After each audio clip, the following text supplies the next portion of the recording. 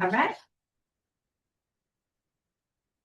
Good evening. It's my pleasure to welcome everyone to the July 21st, 2026 Verona Borough Council Super Committee Workshop Meeting. Please join me if you're able in standing for our Pledge of Allegiance. I pledge allegiance to the flag of the United States of America And to the republic for which stands one nation under God, indivisible, with liberty and justice for all. Roll call, please, Mr. Russell. Councilmember Sperling. Present. Councilmember Janelis. Present. Councilmember Rodriguez. Present. Councilmember Carpenter. Present. Councilmember Redzak. Present. Councilmember Provenza. Present. And Councilmember Lualdo. Present. And Mayor Cooper. Present. Very good. Thank you. And Jacob, are you present? And yes. Sure. Are there any additional agenda items?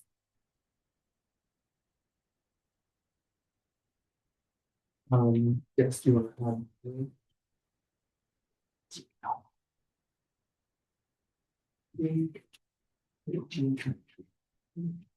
Chief Festival, your report you said was more of an FYI. Yeah, it's not nothing to discuss, informational one way. Yes. Yes. I will add, because it's a little ambiguous, communication was going to encompass the committee reorganization. I guess to be formal, I will accept a motion to add the agenda item to encompass committee reorganization with communication. Make that motion. Thank you, Councilor Sperling. Is there a second? One second. Second by Councilor Carpenter. Any questions or comments? All those in favor say aye. Are there any opposed? None? All right, so that agenda item is officially added. Very good. With that, we'll move on to section 5, registered comments from the public. Tonight we have a registered comment from Evan Bennett. Mr. Bennett, come on up and tell us about what you think about. My name is Evan Bennett, and I live on BOV Union Street, last house on the left, up on the hill. Basically would like to, propose something. I figured I'd bring it here first.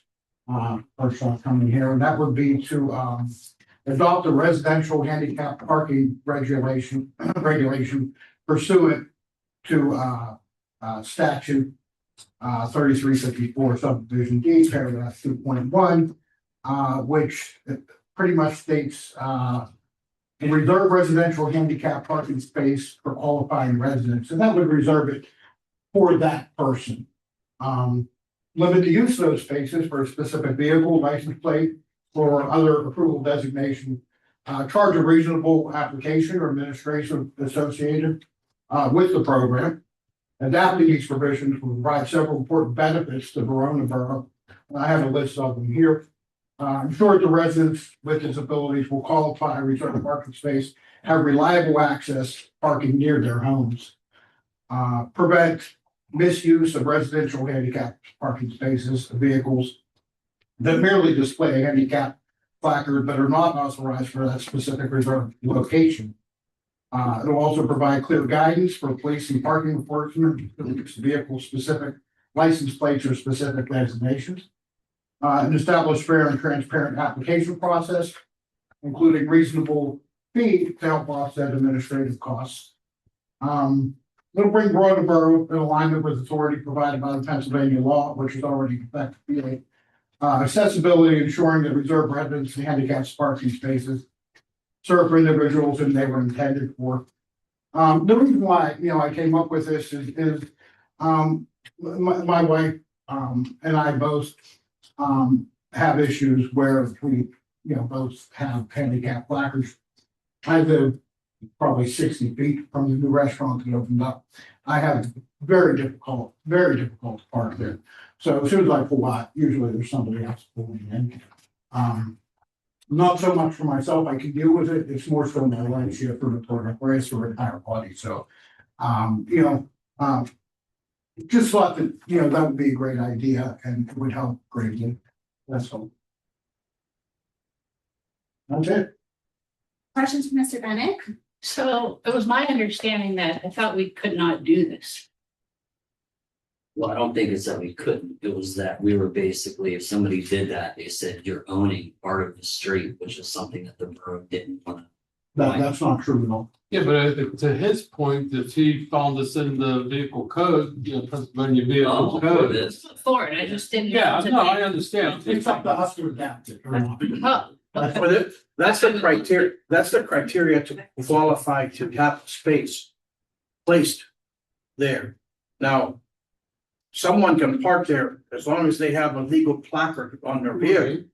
Anyone, it's a public space, anyone with a placard on their vehicle that it has a disability can essentially park there. But that's it, but to qualify to get the space is what that statute actually, that's what I'm asking. with that, Wait, say this again? and the statute actually is what the criteria is to actually get the space, to So, actually get the space put in front of your house. so no one else can park there? So, well, to actually get a disabled space placed. So in can front anybody of- park there? No. So- Specific to that. Okay, There are two different types. okay. The ones that we have now, the one that's in front of my house, the ones that are throughout Verona, anybody with a handicap placard can park there. I'm all for that. That's good. That's great. But I think for certain people in certain situations, this is what I'm looking for. Agreed. Specifically me, or maybe it could be other people, the fact that I want that space to reserve specifically for front of my house because of the location and I can't get a spot. I have another question then. But How do you know the difference between if I'm handicapped? there'll be a sign up there that this is allocated for the property. So it doesn't look the same? It does not look the same. Okay, I've never seen one, that's. Yeah. So this is wonderful. I'll be honest, I haven't seen one in 21 years of law enforcement. But what if you do So- something that if you have a spot there and you use your driveway and you don't, and you're just doing that so nobody parks? That's what I'm driving. No, I'm just saying a Of anybody scenario. else? Well, that's for us to discuss, and the fact Yeah. that we come here, is does this person really need it? You Right, know, they have a driveway, they have a garage, do they actually want this spot in front of their house, is that better? I'd say probably not. yes. So we'll have to check with our solicitor, but per the ADA, handicap parking spaces on the street have to be first come, first served. That's not Pennsylvania statute, that's federal. We can talk with Craig and see if something like this be applicable, but last time we looked into it, which I think was like actually last week. Yeah. You can't do something like this. Yeah. Cause Well, the ADA sets a statute for it. Well, this is a statute for the state of Pennsylvania. Yeah, You it's, could choose to adapt it or not. What's the section? I'll give you a copy of this right now. 3354, section E. It's under the vehicle, okay. Other questions for Mr. Bennett? Okay, with you, we'll take this into our review and discussion. That's awesome, thank you. Yeah, I also want to thank you for coming to this meeting, Mr. Bennett, because this is a great discussion. I think it's a good start, we can, Yeah. start here and see what we can do moving forward. Yes, Absolutely. absolutely. That would work good for Angel too. You can know her, you know, she lives on Center, she has the Right. same problem. All right, next is comments from the public, section 6. Are there any comments from the public, Judy? Yes, Yes. I spoke last week concerning the church. Did anybody have a chance to talk about that? We had a council meeting and I brought it up at our council meeting that Yes, I had presented it to you guys. about the church What sidewalk. we need to proceed. Yes, thank you for bringing that back up. Yes, did you have a chance to check in with Matt? briefly, we're looking into it. Oh, what's your time here? I think we need some more clarification on, because the sidewalk is the property owner's responsibility. Yes, it is, but because of the way the curb has deteriorated. Yeah. It caused all of the water and all the frozenness coming down off the South Avenue onto that little section there, and then it continued down onto the main part, and we shovel that in the winter time and take care of all of that. But the problem is because it sits right there, when it first comes down, before it hits the sewer system, it comes onto the sidewalk. That's what deteriorated that one pad in and around there. So that is what that's the only thing we're asking for is that pad. And then fixing the curb. Everything else we are planning on doing. What's your timeline, Judy? Well, right now, we don't have one because when we were next, if nobody made a decision, we were going to try to break up some of the corners that are sticking up high, because there's one that's sticking up like really high, and we're just afraid that if somebody trips on that going up the hill or coming down, I know that I've tripped on it, but I'm not, well, thank Jesus. That I don't, we don't want anybody to fall and get hurt. So we plan on, if we don't have anything definitive from you guys, then we are gonna go ahead and try to break down those corners and then redo them somehow. But if you look at the pictures, the way the curbs are, it is kind of deteriorated a couple of those pieces.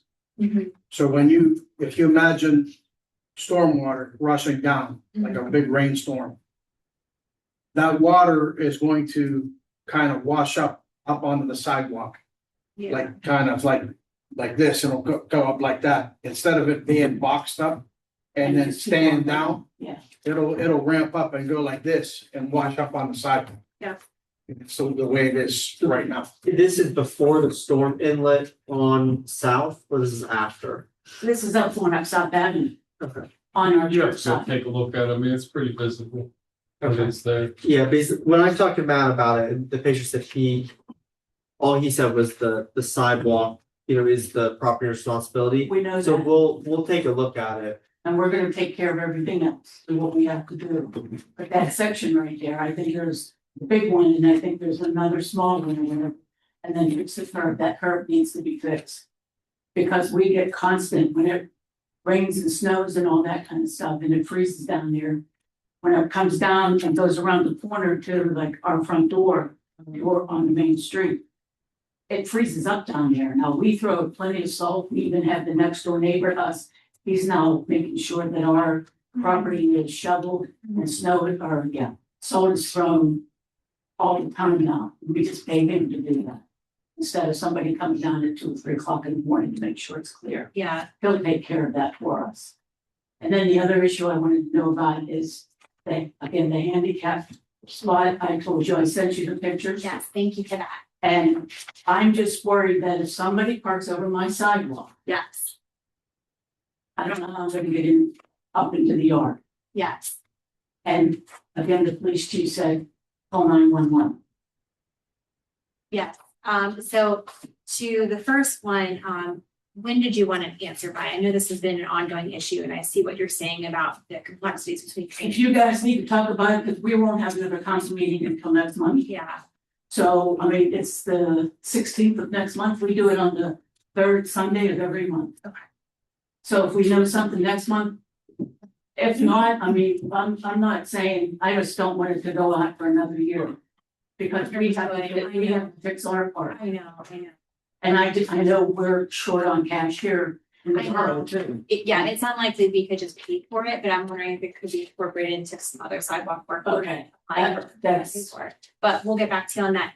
Regarding the second one, I, up until today, was re-reviewing your photos along with our recently passed policy. And unfortunately, we wouldn't be able to renew the handicap placard. But also, I'm not sure that would solve the problem, even if we were to renew it, because as per our discussion with the other gentleman, someone could still park. but they do park, but they would park because from the steps down to my driveway Yeah, is where I park. right. And there's plenty of parking, and it's also blue line there. But I also have had people who have parked in the handicap spot, because that's been handicapped. Correct, right, For years. right. They parked over the sidewalk, and this is when I could climb up the hill into the yard. Yeah. But I have really bad knees. I mean, they've been operated on and everything else, so I have trouble just walking up the steps. Right, So in order to have to climb the hill and hanging onto the rail, right, I just can't do that. right, So that's the reason why I said if I could keep the handicap spot there. right. I do have a driveway, but there's no entrance into my yard. I And can see that, a yeah. friend of mine. Yeah. My dad, when he had that put in, a friend of mine father came up and talked to my dad about it, because then too, and he was in construction and everything, and he said there would be no way to be able to put in a simple step up here. Yeah. Because the hill is always sliding. Yeah. And it is. We can't renew the handicapped, but if you wanted to ask for something else, we would review that. I said, yellow line at least over my steps, like up and down below it and over the whole sidewalk. The yellow line request, okay, we'll review the yellow. So that they could not park over my driveway, Got it. I mean, over my steps. You're not allowed to park in front of people's steps anyway, right? Or, This is street parking. oh, This is okay. on street parking. Yeah. I just guess it's common courtesy, maybe. I don't. Well, it's different on where I am. I know, I lived next to you for how many years? But versus the other people, even like you go, your dad pulls into the driveway and then goes up the steps and into your house or into your garage. I don't have any of that. Yeah, but your driveway is right next to your steps, so nobody can park in front of that part. So that, at least that part would be open. You'd have less There's no problem. way for me to get out into my yard Your steps. except my steps. Mhm. And that's what, if there's no handicap, and that's okay. Mhm. At least if they could paint it yellow. Yeah. So that nobody would park on it. So it's not about parking on the street that you're having a problem, it's when they park sort of half off the street onto the sidewalk. There is no sidewalk. There is no. There is no. We don't have a sidewalk. But there's, her steps come down, and then there's maybe what, like a Yeah. 3 foot by 3 foot concrete pad Mhm. right there, Yeah, which directly goes up on- against the curb, the concrete bar. So what she's saying is when somebody's parked there on the street, she doesn't have access to her steps because the grass is raised from where the driveway is. That's what her, Yeah, her argument is. There's not enough room to park between her steps and the driveway, though. yeah, there is. I've never seen anyone. I do. How much? I didn't think there was room at all. Yeah, I pull all the way up to the steps. Because I don't want and I've had this before where if I was down too far this way, people would then pull all the way down because they're not in the blue spot, but they're all the way down over my steps. Yeah, but you also gotta understand that handicap spot's been there for so many years, preventing anybody from parking, which. I've never said that. issue. But No, no, no, I'm just saying that it would free up space for other people at least. we don't even have that issue. I know. It's not like North Avenue. That's why I have to park in the alley, because I can't even get a spot. Yeah, no, it's not like North Avenue, because my sister and brother-in-law upstairs in their backyard on North Avenue. And then one other question. Okay, yeah, so I forwarded the photos to everyone, so we'll, I Just apologize now? for misinterpreting, yes, we will review the yellow curb request. Okay. Last and final thing. And I know that they're instituting the policy that you have to have your right wheel against the curb. Yes, You need to enforce that. oh, we are, Well, not on North Avenue. okay. There are many vehicles that are parking down the hill on the left-hand side. Was it in conjunction with the recent construction? Or just in general? It's Okay, just, Isn't it lower or upper or both? I just did a low. I noticed lower. got it. I don't know anything about the upper and lower. Okay, we'll pass that along, thank you, Judy. Thank you. And I see your picture, Judy. I see this. I know what you mean now. Any other comments from the public? Mr. Morse? You lead the meeting. We 6 Third Avenue. you can hear that, is that mic on? No, Yeah. not that one, no. It was.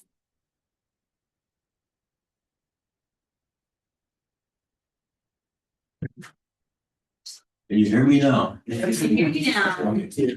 I just wanted to ask, what's the progress being made on the complaint, I guess, of the 501, I think it's 501, Center, or Second Street? 671. The tall grass in the corner building there. Has there been any progress made on that? We're talking with the solicitor to try and get them, hire a constable to get them served. The landlord served. Okay, so will that be done pretty soon? Because I tell you what, the grass is growing there is already seeding. It's gonna be more tall grass. I think that, It's not owned by the borough. I know that, but I mean, buying them, I mean, We are. It's going through the magistrate process right now. So for them to have a court appearance, they need to be served. I'm meeting with Craig on Thursday and he's gonna go over, how we can hire a constable to reach out to them, because I think the magistrate's attempts might have been unsuccessful so far. Yeah. So you need someone to physically go there and serve them. I mean, that's just one of a few others that I've noticed in the borough there, with tall grass. It's just not a very good welcoming sign that when people come in for the first time, see that. It's just not something that, is attractive to investment in this town. Isn't there a way we could send them something in the mail? We could just do it.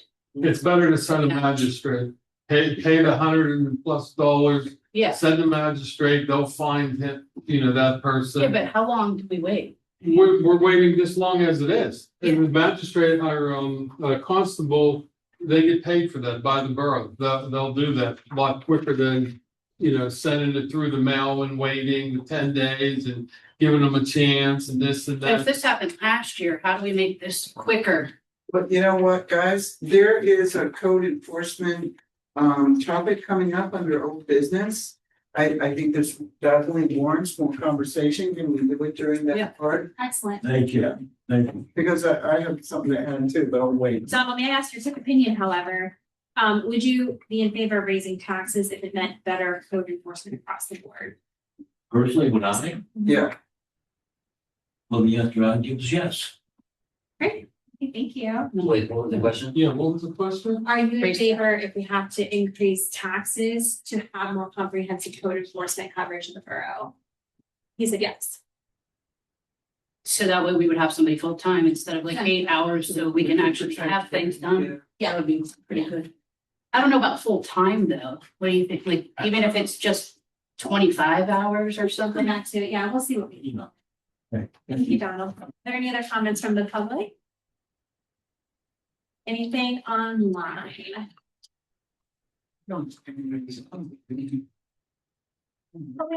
Yep, No comments online. very good. With that, we will move on to section 7, council member remarks. The first is with myself. First item is I want to just remind everyone that council is serving at the August community dinner at the Verona Methodist Church. That will be on Wednesday, the 26th. From 4 to 6. And did you want to come up and share with us your ideas, or we can tell you what we're thinking, Shirley, or not? Okay.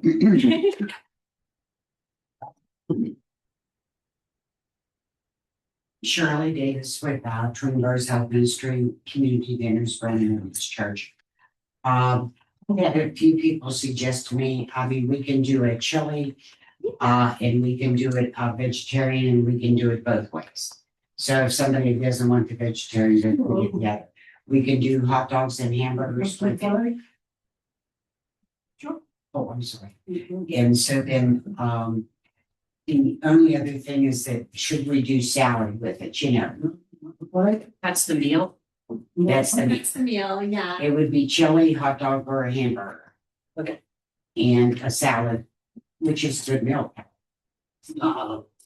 so you're okay, you guys can make 2 different types of chili, one with meat and one without. Of course. Wonderful. That sounds good. Just put one in one hand and one in the other. That will be our tentative. And then the only other thing is that you'll have to decide on dessert. Are we working? Yeah, I think we have that. Yeah. So, I'm sorry. Yeah. No matter what way you look at it, you're looking at, when you're feeding 150 people, Mhm. you're looking at $400 without even that. Right. So, I don't know what else to tell you, other than that, I mean, I'm willing to work with you. We'll make the food for you. You can come and serve it. Lovely, couldn't be any easier. Okay, thank you. Do you need us there any sooner than 4 p.m.? Yes, 3:30. 3:30? Okay. Perfect. Okay, other than that, I dropped off the bag for you, Dave. Yes, thank you Yes, from the you're kids. welcome. Yes, Okay. I think the kids signed the card. they did. Oh, okay. I love that. Thank you for doing that. My veteran friend really appreciated you. That was the biggest highlight of the whole You thing. love the rock. Besides the food, the music, the veterans thing was the best. And it was So, great. I mean, a rock, you would think of it, but he loved it. And thank you. He said it's never felt appreciated. So, okay, thank you. thank A lot you. of good comment on that. Thank you. Thank you. Oh, you're quite welcome. So yes, council, please keep that penciled. Let me know if you would prefer to work the first half or the second halves. I already put mine down, 3 to 5. 3 to 5. Okay, yeah. So we don't have to have everyone there the whole time. 3 to 5 or 5 to 7 would be great. Plan to pay Nancy about $40 a person and also bring at least 2 dozen cookies. Nancy is fronting the Sit down. 2 dozen cookies times 12. Oh, yes. Do we really need that many? I confirm for sure. But if you don't, then you can. Divide 150. Do you want to give them 1 cookie or 2? 2 plus. Ain't gonna go to waste. Okay, can you receive that? Yes. 2 dozen cookies per person Okay, and $40 per person to Nancy. okay, thank you. And thank you, Nancy, for fronting.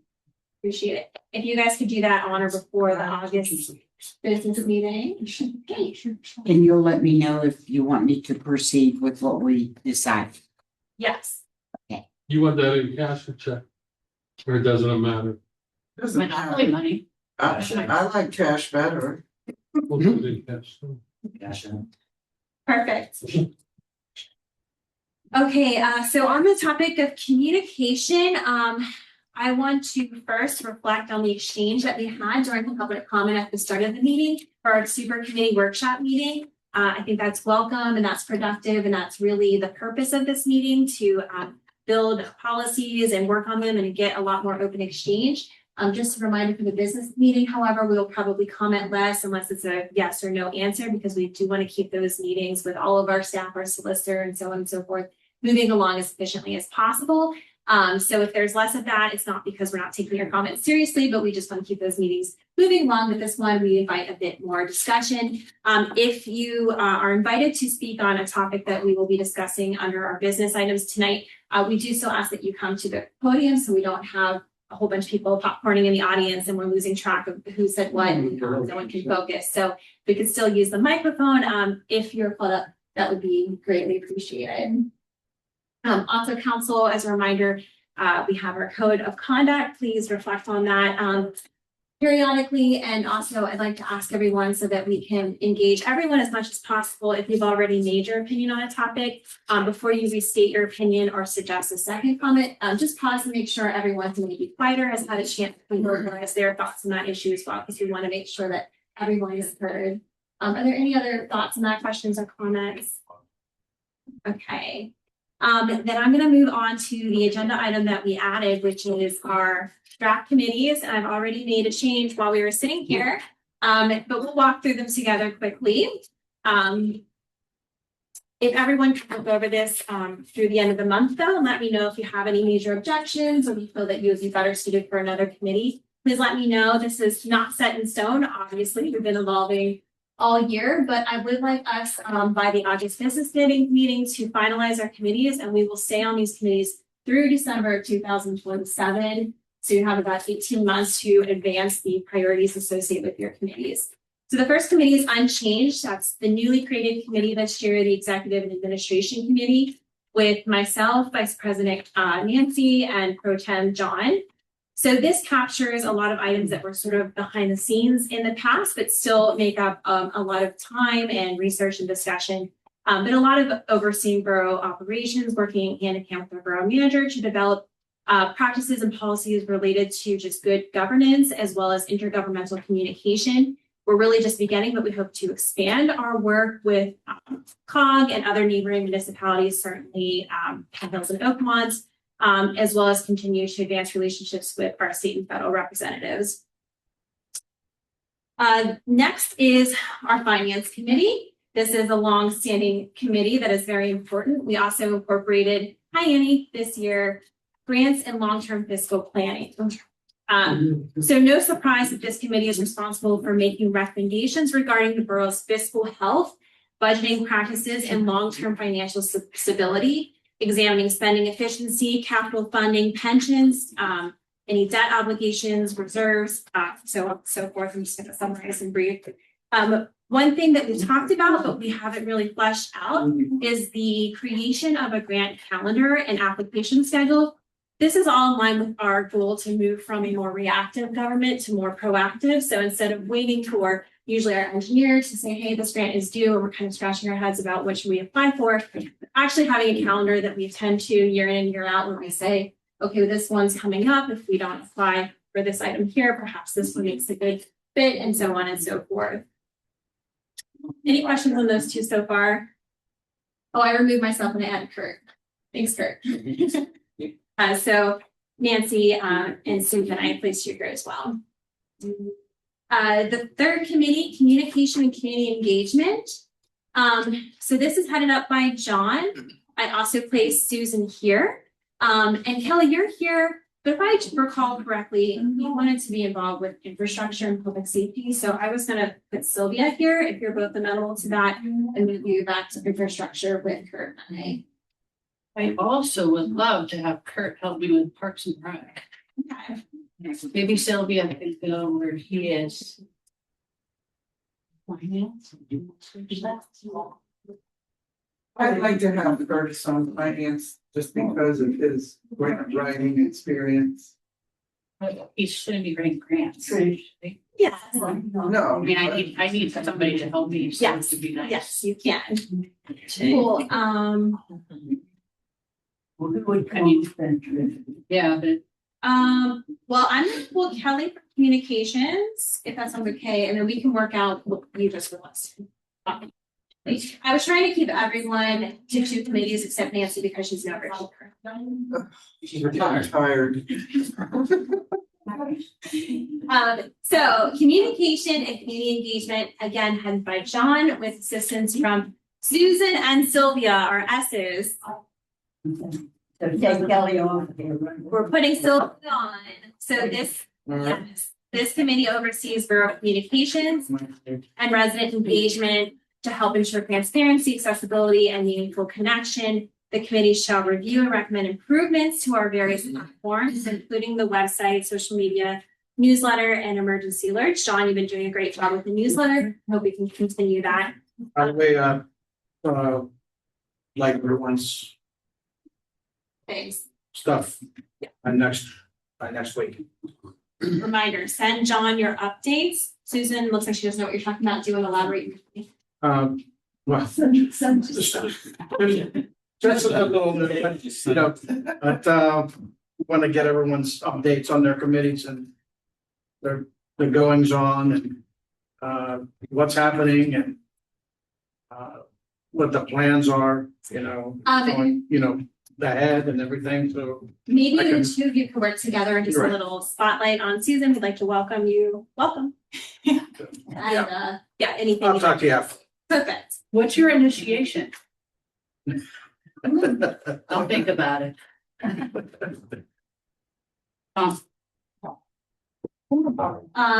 So that sounds good. This committee, if we are to create a citizen advisory board, something that's come up from time to time, this committee would have the responsibility for kind of overseeing that, helping to implement that, developing new systems for resident feedback, ensuring borough information ordinances are accessible. That's kind of a big ask. And work to develop a long-term borough communication plan. Because unfortunately, our borough has lacked all formal planning, except for a comprehensive plan from the 1960s and our ATP, active transportation plan. But we welcome the development of communication plan and all the plans. The committee shall support community outreach related to major borough projects. For example, when we have infrastructure projects or with the hopeful coming of a comprehensive plan, the necessary resident feedback that would go into that, and just ensure all residents have the opportunity to participate. Questions on that committee? So now you're changing that to John, Susan, and Sylvia? Yes. Okay. My numbers are wrong. 4 is infrastructure and public safety. So So what I ended up doing was folding first committee into infrastructure. I felt that there was some natural overlap, for example, multimodal infrastructure like roads and sidewalks, so on and so forth, seemed to make the most sense to overlap with this committee. I wanted us to also not be stretched so thin. Historically, we've all been assigned to 3 committees, which if you were part of council when that happened was quite a lot of work, quite a lot of meetings. So I'd rather us be able to make more meaningful advances on our strategic priorities rather than be stretched thin, which I still think we can accomplish with these committees. So infrastructure and public safety will oversee borough infrastructure, transportation, public safety facilities, and support staff to ensure emergency readiness. The committee shall review and recommend improvements to roads, sidewalks, pedestrian facilities, bike infrastructure, traffic calming, signing, lighted, stormwater, and other infrastructure needs to ensure safe, reliable, and connected transportation throughout the borough. The committee shall coordinate with the engineer, planning commission, emergency services, regional partners on transportation planning, and maintain awareness of infrastructure needs and priorities. So right now we have Kurt sharing that with myself and Kelly. Questions or comments on that? Next we have the Parks and Recreation. We also grew it to include, no pun intended, inclusion and quality of life development. This committee oversees matters related to parks, recreation, accessibility, inclusion, neighborhood vitality, and community quality of life. The committee shall oversee not just park amenities and maintenance priorities, but also ADA accessibility and support recreational opportunities and improvements to all of the public spaces. The committee shall promote inclusive placemaking initiatives, neighborhood beautification, and community building. Will also support initiatives related to property stewardship, neighborhood cleanups, blight reduction efforts that help to improve the appearance, safety, and quality of life throughout the borough. So that is Kelly's committee. Right now that is supported by Sylvia and Nancy. Let me ask a quick question about that, if you don't mind. Of course. So would this include the issues that we're having with light and code and things like that? Like when you talk about improvements to public spaces, maintenance priorities, anything like that? That's my vision. What does everyone think? That sounds like infrastructure, public safety. Well, it's quality of life. So some of these issues could overlap committees. They don't have to live solely with one committee. So think of it as 2 spheres, and this would be an area of overlap. We'll definitely see how that ties into public safety. Yes, definitely public safety. And I also see how it ties into quality of life because and it's also like a hot topic right now. Completely. Yeah. So yeah. I also think we should just help each other as well. You got suggestions. Yeah, the only thing is we can only be 3 of us together at a time unless it's an advertised meeting. No, I just meant like say I saw something. Oh, yeah. You know, that Here's what I saw. Absolutely. That's a collaborative nature that I hope we all want to continue to build as part of this council. Last but not least, we have ALOMS and Community Liaisons Committee. So this is primarily Sylvia with the networking she does with ALOM, the church, and various other community groups. I added Nancy to this because Nancy is our COG representative and probably a representative to other things I'm forgetting. So your work will primarily encompass just continuing to build those relationships. And as you do, come back to council and let us know about all the things that are happening. Yeah. Trish, can I go back to number 5? Yes, please. When you said the 3 names, mine was not on there. Did you move into something else? Sorry, I didn't make that clear. I just remember that Kelly had asked to be on that committee. Okay. Do you mind if she takes your place? No. Okay. So you switched Kelly and Sylvia, communication and infrastructure and public safety. I did. Okay. And So put Kelly in. yes, and I will revise this as well. Okay, now do I have another spot or no? You have your community liaison work, but everyone has 2 right now except for Nancy. One, 2. 3. Oh yeah, she is on 3. You actually are on 3. Sorry. Still on number 3 now. You're on number If you're up 3 for the challenge. and number Kelly 5 on and number 6. My name. Yeah, so Kelly just requested Kurt's support on Parks and Recreation, so Kurt, Nancy, if you want to arm wrestle, see who gets to come Oh, on. no, Curtis. Welcome. I got enough to do. Yeah, I'm good with that. I mean, call me anytime, It's fine. you know. Are we officially, I was gonna keep Yeah. going, see what you told me otherwise. No, no, You wouldn't? okay. Okay, all right, Kurt's up to 3. And I'm down to 3. So wait. So Kurt's on Parks and Rec? Yeah, take me off. But it's still, I'm available. if Anybody, any. I mean, I'm usually there with the kids, either. Yeah, that's right. Fridays or River Yeah. Days. Cool. Thank you.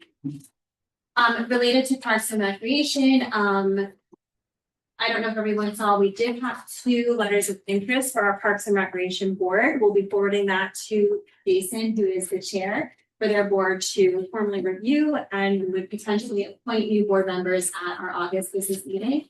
That is exciting, especially with the additional events that Parks and Rec may be taking on, as we will discuss further. With our committees, for anyone who doesn't know, we've gone back and forth. The past couple of years, we've gone to, as Nancy mentioned, advertised committee meetings every month. So these were advertised in January, open to the public, open to other council members. Everyone would come and we'd have an agenda in accordance with the Sunshine Act, and it was fairly formal. This year, we haven't done that, but we've still been doing committee work, a lot of emails, phones, a few meetings. I'd like to keep that through the end of the year, but I want everyone to think about whether or not in January we'd like to go back to advertised committee meetings. I do think it helps us be more accountable and transparent. But I welcome everyone's feedback through the end of the year.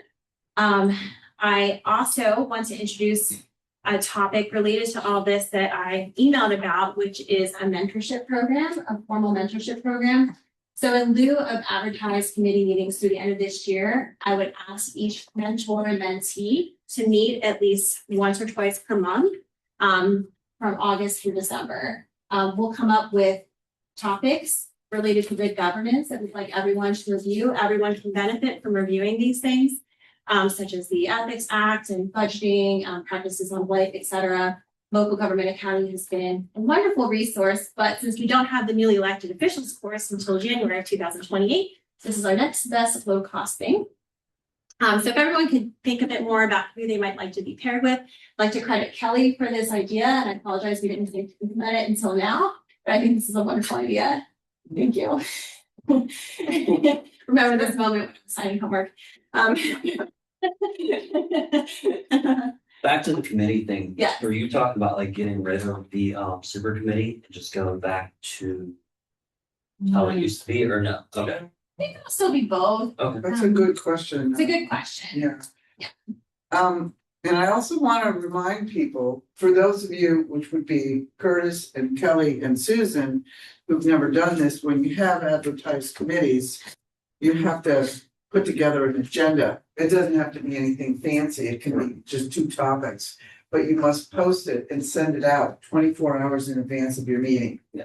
So if you want to have a meeting on a Monday, you pretty much have to have your agenda posted and out by Friday. Right. If you want Teresa to print it and put it up in the vestibule, if you just want to email it, but I mean, it has to go in the vestibule, it has to be printed out. If you want to print it out at home and bring it down and post it on Sunday before whatever the time is, 24 hours, you can do that. So there is a tiny bit more work that's involved when you advertise the committees and make them open, because it has to follow that whole rule like we do here and Parks and Rec have to do. So there's possibly a chance of letting us be like, okay, we wanna have a, a public safety, meeting just on public safety on Wednesday for an hour. Like, we have that opportunity to do that, Well, it has to be advertised. Right, yeah, I'm saying, everything, yeah. Yes. But, okay, Yeah, but then you have to put together an agenda, and if, let's say your meeting's at 4 o'clock Yeah. on Wednesday. Yeah, You you have could to do post this. it Yeah. before. Sorry to talk over you. I don't know if that was your question. We can do it now with, as long as it's not a quorum, so 3 or less council members. Okay, Yeah. I was just curious. This is what I would recommend doing, meeting outside of this to Yeah. get like an initiative together. Yeah. But the workshop meeting, the super committee structure is to reduce the total number of meetings. Yeah. That me and Teresa would have to prepare for. Right. We're focusing on 1 instead of 6. Right, yes, okay. So I do want everyone to continue to think too, if we like the timing of our meetings, or if we would want the super committee workshop meeting maybe the first Tuesday instead of the third, things like that, what seems to work well or maybe could work better. But returning to agendas for advertised committee meetings, with a more fully immersed super committee structure in these meetings, I anticipate that we would kind of have a standard meeting template. So we would identify things in this meeting together collectively, and we copy and paste that onto an agenda for your meeting. So it's not that each committee has to reinvent the wheel, but we are working more cohesively in these meetings. So it shouldn't be as bad. The idea though too of the super committee was to reduce the number of meetings that we as council members we attend. And so that's something else to consider, because if we continue with the super committee and have advertised committee meetings, that would actually not increase the number of meetings, but maybe it would increase the number of meetings and have us have this meeting for a really long time in addition. Which is, Yeah, what we're trying to But get. if- So you're really not gaining anything having the super committee, basically. Yeah, it's Yeah. something to consider. I'm not saying one thing exactly, I'm not saying we're gonna do this or I recommend this, that, or the other. I'm just bringing things out particularly for Susan, who's brand new, so, Information. yeah. Yes, that first meeting. I think there truly is a balance. I will share that I felt when we had the advertised committee meetings in the past that we were working in silos. And so we would spend a lot of time, the handbook's kind of a good example, working on this for hours and then come to these committee meetings, super committee meetings and like want to change everything. And so it was like very frustrating having worked independently of the full body for so long and there was a lot of back and forth. So it was inefficient time, but I'm hoping we can find the most productive efficient. The idea is, and also in these little committee meetings, you're also taking like small stuff that really is not really, I would say consequential. In the super committee meeting, you're really taking a lot of issues that we really should be working on. Like the not just the low hanging fruit, but the stuff that's extremely important. Stuff that has to be tackled right away, or stuff that we really have to really pay attention to, as opposed to something that's minute. That Right. might be like an item that, could be handled in about a minute or two, that we might spend 15 or 20 minutes talking about in a little committee meeting. Absolutely. So the idea is to try to whittle out the small stuff and talk about the big important things. That's what the super committee is about.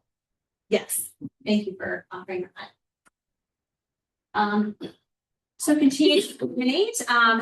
Last but not least, while I have the floor, I do want to remind everyone that in addition to the community dinner later next month, we do have an event on August the 4th from 5:30 to 7:30. That is our National Night Out. Our police department chief us all putting this on. We've been asked to provide an activity. I suggested an ice cream. We could also borrow Masha's snow cone machine. Other ideas welcome. So please make sure to pencil that and down. With all that being said, Mayor Recupero, it looks like you're up next for remarks. A couple of things, the annual car cruise this year will be 30 years and be more or less hosted by Verona Council. until we get the Parks and Rec board together, then, switch it over towards them. I think it'd be more fitting, it would fit in with Parks and Rec. They're very excited. Yeah, so this will be the 30th anniversary or 30th annual car cruise. And it brings a very nice crowd into town. We do have sponsors for the dash plaques, so they'll be paid for. And they're paid for, and it's the checks are made out to the borough, and the borough will just forward the check to the Daytona Trophy down in Florida. They're already made, they're just waiting to get payment. The other thing I have is overgrown trees. We do have a tree commission, but I don't know what they're doing, but on the boulevard, trees are overhanging the sidewalks. They need to be cut. They're a hazard, especially over by the old church there, Dr. Gupta's office. There's a branch, bent over there. And they are covering the buildings. Those trees weren't supposed to be put in, but they got them for free. And our engineer tried to explain to them that they're not the proper trees for the town because it's going to hide the buildings. But at that time, the board accepted the free trees. That's why they look all different on the main drag. Some are short, some are very tall. The other thing is the vacant properties. We need to do something. We have that house on Spruce Street. That's vacant. The woman passed away. And I think somebody had said when she passed away, there was no will, if I'm not mistaken. Her son, was the only heirs to that. The problem is you would never see, even the high grass and what have you, you would never see that happen with anybody that would live, like the county council. If they lived near that house, they wouldn't put up with it. Your legislator, senator, congressman, even your governor and what have you, you wouldn't see them put up with it. So why should we put up with it? Sadly, there's nothing we could do, but there needs to be some type of law, not only for Verona, but throughout the United States when property is abandoned like that. And I'm going to include judges on that too. They wouldn't want to live next to that either. So why should we? What needs to be done is these judges and whoever else makes these laws that if there's no heirs to the property, or if they walk away from it, the borough should assume the property. And even if we sold it for $5,000 piece of property, put it back on the tax. We're paying our guys to cut certain properties throughout the town. It has taken money and time out of them, and we should be charging these people. Could we theoretically put a lien on the property if we have properties we have liens on? We've had this right down here across the tracks, the second part down there on Grant Street. There was a house fire, and the property, nobody claimed it, and it's abandoned. The one that way down on West Railroad caught on fire. There's a son and daughter. They haven't talked to their father in over 20 years. He passed away. They walked away from it. So now it's abandoned. It's a beautiful piece of property too. You could put one heck of a house on there. So yeah, if we put a lien on it, and then it's abandoned, we lose the money anyway. Well, the liens don't mean nothing because we can't do nothing with this. That house down there's been going on, on West Railroad probably 5 years. There is a legal process for that. Once you get the judgment and you get the lien, then you can put the property up for sheriff's sale. There is a process that goes along with that. After the lien, you would have to talk to an attorney. From what I understand, it takes like 3 years. And yeah, you're right. We should be doing that. I've done it. So it takes 3 years. We should be doing that. We should do something. It's expensive. You have to wait 3 years, so. I don't even know if they even determined, like, is it still, what's going on? Is it still a probate? What's the deal with it?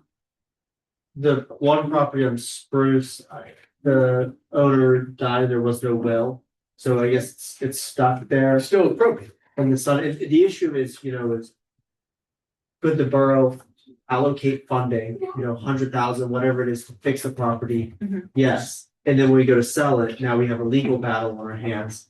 Someone's gonna say, well, that's, should be under my, Well, then we need to never- get him, never with the attorney and tell him that. Say, what are you gonna do with this house? We understand you don't have a lien, or I mean, a will with this house. But it's up to you to find an attorney. It's up to him to find an attorney and a real estate attorney and say, let's figure this out. What can we do? How do we get you to assume the property? We can't leave it like that. Was he paying we the can't- taxes on the, I don't know. no. or taxes being? We can't go after a hypothetical owner though.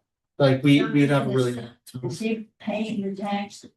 I don't think so No. on this Probably particular not. property, but it's an issue. I mean, it's widespread. Sure it is throughout the country. And it's any municipality really you go to that is, middle class has this issue. Well, has he been contacted? He's been contacted. Yes.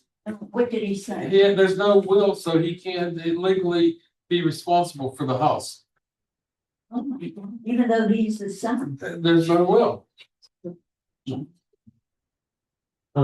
I did want to add something too about the overgrown trees. I talked to Tree Pittsburgh and they're putting together a proposal for us to do tree trimming along the railroad park, East Railroad Avenue, the entire way, and ARB.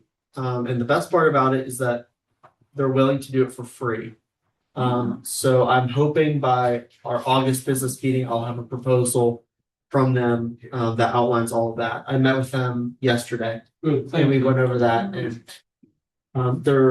they said it should be completely free. They even talked about adding in some mulch beds and weeding those while they're out as well. Oh, that's great. Thank you. Hopefully we'll see that, I don't have anything written down yet, but I think that they'll put something together that we'll be happy with. Great. This is hopefully a good opportunity for Tree Pittsburgh to engage with our Shade Tree Commission and also work towards more proactive management of our trees as opposed to the reactive nature. That's all I have. That's good. So actually we're encompassing item 8A, moving on to old business code enforcement. Those of you who were with us last month will recall that we presented a draft policy for when code enforcement needs become more urgent or become matters of public safety. When and how do we elevate that outside of our part-time code enforcer to perhaps our police department? Upon reflection, we thought that this couple months ahead of budget review would be a good time to talk more comprehensively, I guess, about what we want, as we were talking about in public comment too, code enforcement in Verona to look like, should be like, how much more management do we want? In the past, we have had a full-time code enforcement person. Those of you who were around then, if you want to comment on that, is that something we want to move back towards, or how can we meet what we want? I guess is. But if you get a full-time code enforcement, we're gonna be back to the same thing. And it's the same people that we gotta send a letter out, registered mail. And, wait 10 days and give them time to cut the grass. And so we're into it for, 15 days if they do respond to that. And my suggestion to the board, and I would make a motion, is we need to involve the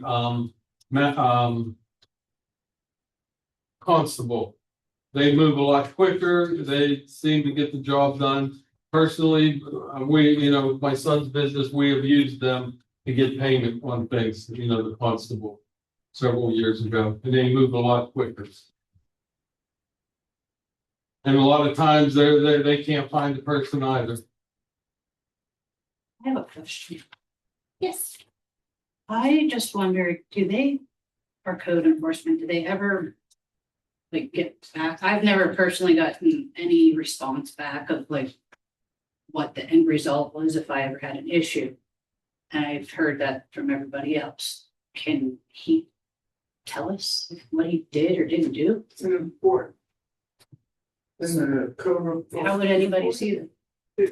It's right here. Well, I think what she's saying is public. If I turn, Oh, if there's a problem next to my property and it's a code issue, then they never hear whether it's been resolved or not. Is that what you're trying to make people say? So What's the end? whenever somebody sends a Yeah. tip to us. However it happens, whether it's, emailing me directly, somebody going online submitting an anonymous tip. As soon as we get that tip, it gets entered into the code compliance app. It's something that Jamie, our code officer, a portal he's made. And in that app, we can capture kind of what has been done on it. So I know some people brought it trash on center, with a certain property. Any pictures that get sent to me get added into that so we can kind of monitor the progress of it. But also on there's a way where Jamie will put in what he's done for it. And sometimes, often he'll say, in compliance, closed out. And all that's just kind of captures report. I think that there would be a high administrative burden of if something is resolved, having to go back and tell an individual, it's been handled. We get notice when it's not, it stays kind of in a queue like system. So, I know we're going to talk about more administrative support, but that's also part of it is that it's a lot to just enter it in and stay on top of it. It would be a lot to kind of add that into the closeout procedure. Some of them are very minor. Sometimes people submit a report or like an issue, and it's not actually an issue, so it would just, there'd be a lot of back and forth. what's some of the technology that they use with the code enforcement officers use, doesn't that solve that problem? Where they just, well, it's entered and that's it, and you can get the report and. If someone were to reach out and say, what happened, we could pull it right up and see, but I'm saying for us to actually send something out. send something to somebody that's submitted, and a lot of them also are anonymous too. We get a lot of tips that just come through. So you don't know who to report So back to. we couldn't, So the other thing is, if anybody's ever interested, correct me if I'm wrong, Jacob, but if someone came to the window and said, I'd like to get a copy of the code enforcement report from last week, would Teresa just print it out and give it to them? Public knowledge. I don't know if we could break down weekly, we could do monthly. Like I could prepare the report that Jamie. Yeah. I mean, because like this meeting, our other meeting was a week ago. Right. So if someone came in yesterday and said, hey, last week you guys had the thing, I'd like to see the code enforcement report, that you guys were looking at. That would take Teresa a very short period of time to make a copy, give it to them. Yeah, we could do that, and also if you have a question about individual property, you can email me and say, where is this at? Mhm. And then we could let you know, okay, it was closed out on this date by our code, this is what he says, he put some notes in there. Could we even like maybe put that on like the social media page? Not, individualize it, but like, hey, we had 25, whatever, and 20 of them got resolved. That way transparency shows that like, hey, tips are getting, things are getting reported. I would caution that we want to be careful, especially with code enforcement, because we never want to give people the impression that we're kind of like blasting them for. We're looking for compliance first, and we don't want to kind of make a big deal if they are going to comply. We don't want to like target individuals. Essentially. I want to ask some basic questions. So when we identify an issue and our code enforcer JB sends a warning letter, how long do they have to comply with that? It depends on what exactly the issue is. Usually, if it's a more complex issue, I know Jamie is, and Jamie's entire thing again is compliance first. That's the first thing he said to me that he's looking for. We want people to comply with our codes. Mhm. We don't want to punish them. We want to use that as last resort. So if it's a major issue, for instance, like there was one of the buildings that got condemned, I think over on near First Street. First Street, yeah. Yeah. Okay, what steps are being taken? We give them a little bit of a longer time because it's a big undertaking. Okay. Things like grass, it's like 10 days. Like it's very small amounts of time. So Okay. I wonder though, I recall how the times are different considering what the situation is, but I wonder if there's a way to add to that with the person, like them being silent for 29 and a half days. And then the due date is the next day, and they send an email, oh, I'm gonna take care of this next month, I need another 30 days. Like, could we ask them to at least respond to the request to deal with their complicated situation within 10 days, just to say what their plan is? Well, that's exactly what Jamie does. He takes that into account that have they been, and he puts notes in there. They've been pretty communicative they communicate about their issue, what exactly happening. I don't think Jamie would do something like that if they waited 29 days until the 12th hour and sent something and then, kind of hoping for an extension. Yeah.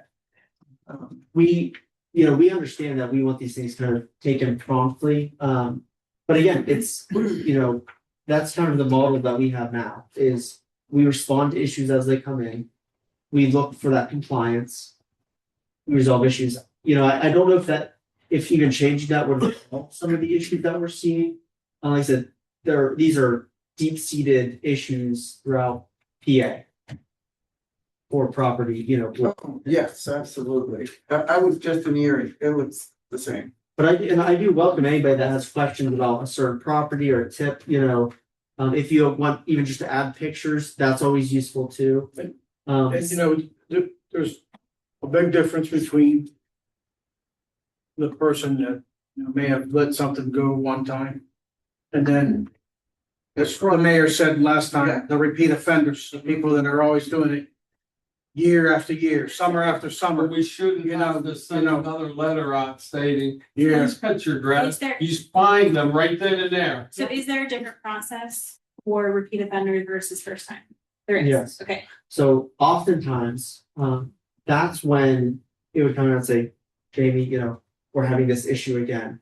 He wouldn't need to send a violation letter because they're already aware of it. As long as they've been made aware of it one time. One time within a calendar year or ever? Well, Jamie's only been with us since I think November, or Right. October. So a lot of these properties are new to him, Okay. myself included. So we're not really sure who the year in, year out repeat offenders are. That being said, sometimes Jamie's able to send out that letter just based off of a picture. He's very reasonable with not requiring, an on-site inspection for every single issue. So, do you have another question? So clearly, there are people on this board and people in the audience who know who the repeat offenders are.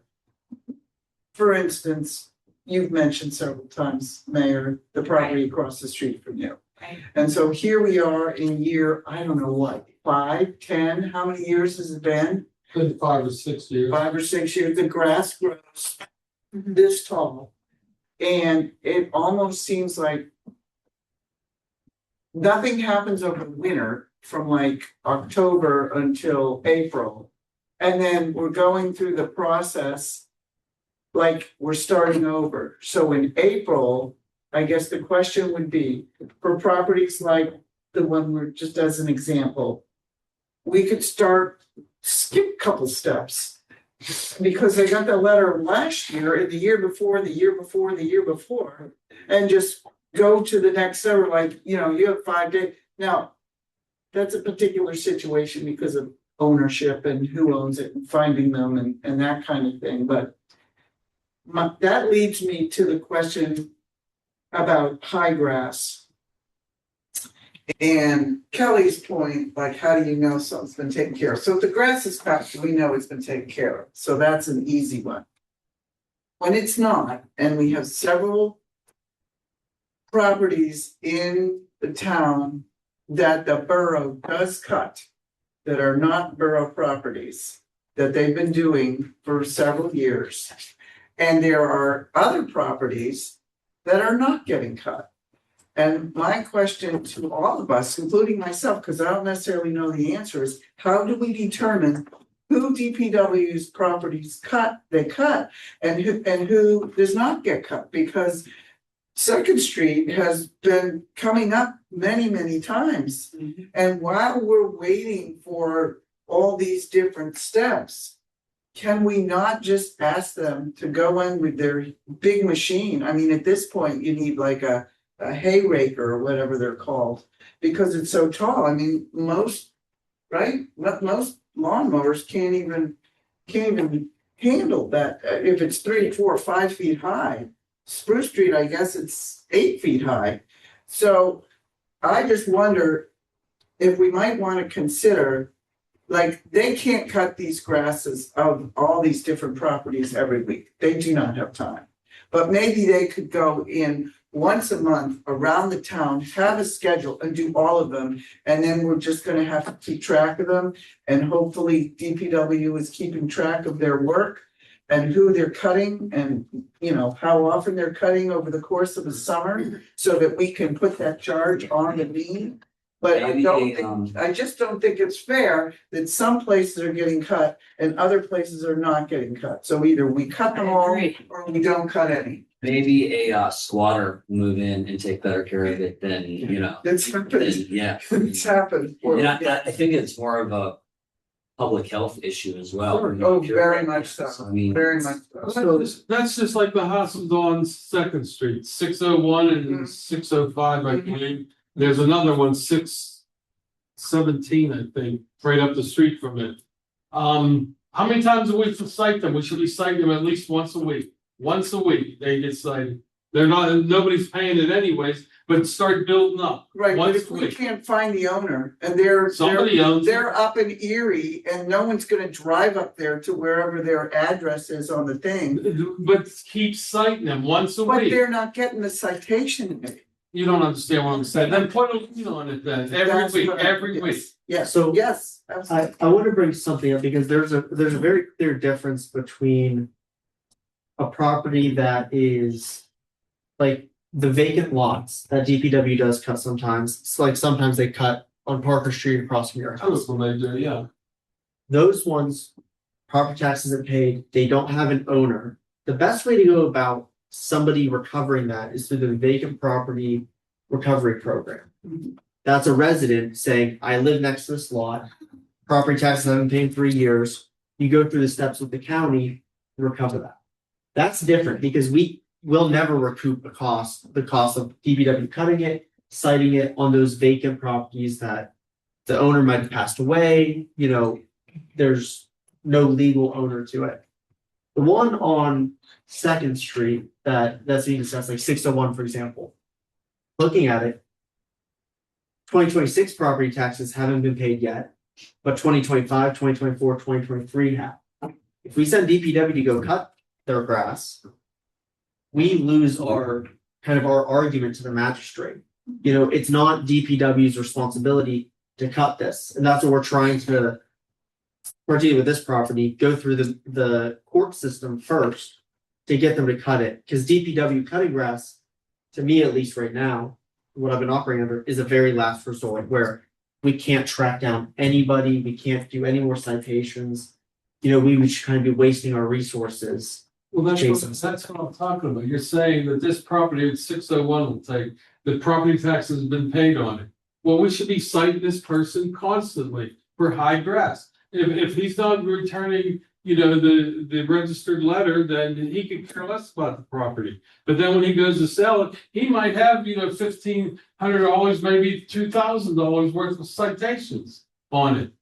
Oh, you're saying cite them, but you won't necessarily get the money or whatever. Eventually, somebody owns it. I mean, it's a nice building. But the people next to them should not have to live like that. I agree, absolutely. Like I said, see how fast you get a judge or something to live next to it, and how fast they get it done, or any other politician. But why are they cutting the one by you? If they sell it, why wouldn't we get that money? Nobody owns it. Oh, we would. It's I legal. thought you were saying. Every time they cut, there is a process, hopefully they're following it, I'm not sure. But every time they cut a property, they make note of that somewhere. It took them a half an hour, you know, on this No, property. you don't do it that way. You just make a number up. You know, what it's gonna cost. If you have a Whatever the landscaping process process come in, is. they're gonna probably charge $100 a cut. Whatever it is, yes, and then you lean that And it just sits there and sits there. And let's say we don't find an owner for 5 years. Then there's 5 years worth of cutting charges, lawn cutting charges, that when they sell it. The question is, if they don't sell it and they never sell it, then we don't get our money back. It could share or sell. Part of it too is, once these liens get so high on it, right? And let's say you have a small vacant lot next to somebody. All these liens are on it. By law, when they purchase it, they, have to do a known lien request through us. Someone sees a small plot of land with $30,000 of liens on it, they're never gonna buy. Like, in other words, there's more lien than there is the worth of the Exactly. property. That's where I'm getting at, that the law should be that, you know what, let the borough assume that property and sell it. Even if they got $1,000 for it. Maybe we should look into a property attorney. No, you know what? Put a time constraint on it and then send a letter. This is how much time you have. We're giving you 30 days. No, 30 days. Well, I mean, I just put a Yeah. number out. So many days. If this isn't done, then we're going to assume the property and we're going to sell it. I don't think that's So- legal. So part of it, They got part of this too is that these properties, when your entities go out, they have to go to the highest taxing body, which is the school district. Right. So even if we go through all of this, a judge might rule, they typically do, it goes to the highest taxing body, or it has to. And the school districts across PA famously do not get kind of embroiled in legal battles of property. And That's who would be owed. I've So had they that don't happen. split it up, this percentage for school, this percentage for the No. borough, this percentage for the No, county. they split their money. I ran, before I built the shop down on Jones Street, I was gonna build a shop on Grant Street. And there was back taxes and the highest was the school district, okay? They would not, they wanted their money, in other words. The borough says, we'll forgive the taxes. The county forgave the taxes. The school district says, no, we want our $1,500. And it's like, you're not getting nothing now. It's sitting there. Uh-huh.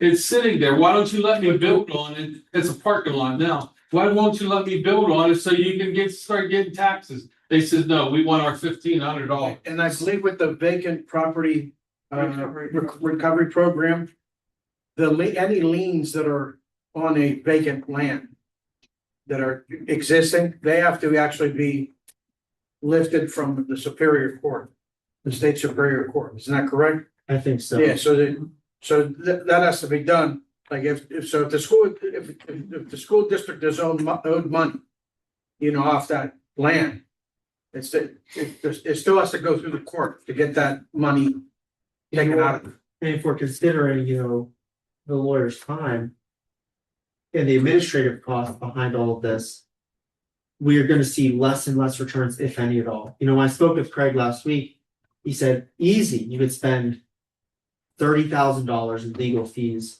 on a property that might be worth $5,000. And so you're also saying, Jacob, see, I didn't realize this. If we were to do what the mayor was suggesting, and we got into the real estate business, which I don't think is a good idea, but if we did, and we sold a property for $5,000 and $4,500 worth of it was on a lien, the school district gets that $4,500 and we get $500. I would have And to we talk do with, all the work. with Craig, but that's my understanding. It goes to the highest taxing body. Yeah, It does. exactly. Wow. So- So, I'm gonna attempt to summarize We the get through. items we have in this Yeah, let's discussion. move on. One is that we need to make it clear if we have knowledge that this is a repeat offense, because Jamie's records go back only a little over a year. So let's continue to. highlight. And on top of that, if we have to knock a building down, we assume the cost of knocking the building down. yeah. Which we do get grant funding Yeah. for sometimes. Yeah, There's 2 properties that are getting knocked down this summer, paid for through. Yeah. county Right, grant. Yes, I'm sorry, before I forget my train of thought though. While we are figuring out Mhm. all these things, if we're gonna knock down the building, vacant recovery program, whatever. Another summer has gone by and the grass has grown 5 feet tall. right. So these are all great ideas, but my question remains. It's not fair to all the people around town who are living next to a property or driving by a property. Someone who lives in Penn Hills said to me today over at the senior center, hey, what's going on with that property on Second Street? Let me try to capture. So I'm just saying. Yeah, I will. I just want to say it, we need to do something while we're waiting for all these other processes, regardless of which one we pick. And my final thought is this, everybody keeps saying, well, we're getting grant money to tear that, property down. Takes Well, guess another what? We, the people, are the grant money. Also true. We, the Need people, relief. pay for that. Can you please also add that Second Street was done last year, so if you did it last year, we need to do it this year. Okay. Okay, so one, making clear repeat offenses. Two, I'm gonna ask Jacob to verify that the lien process is being followed for all properties that are currently being maintained by DPW. Three, we all need to forward an email right now, tonight, tomorrow, a list of properties to Jacob to make an updated comprehensive list of what we are expecting DPW to maintain, including Second Street, maybe it was on the list previously that fell off. If there's reasons they can't, we'll report that back out.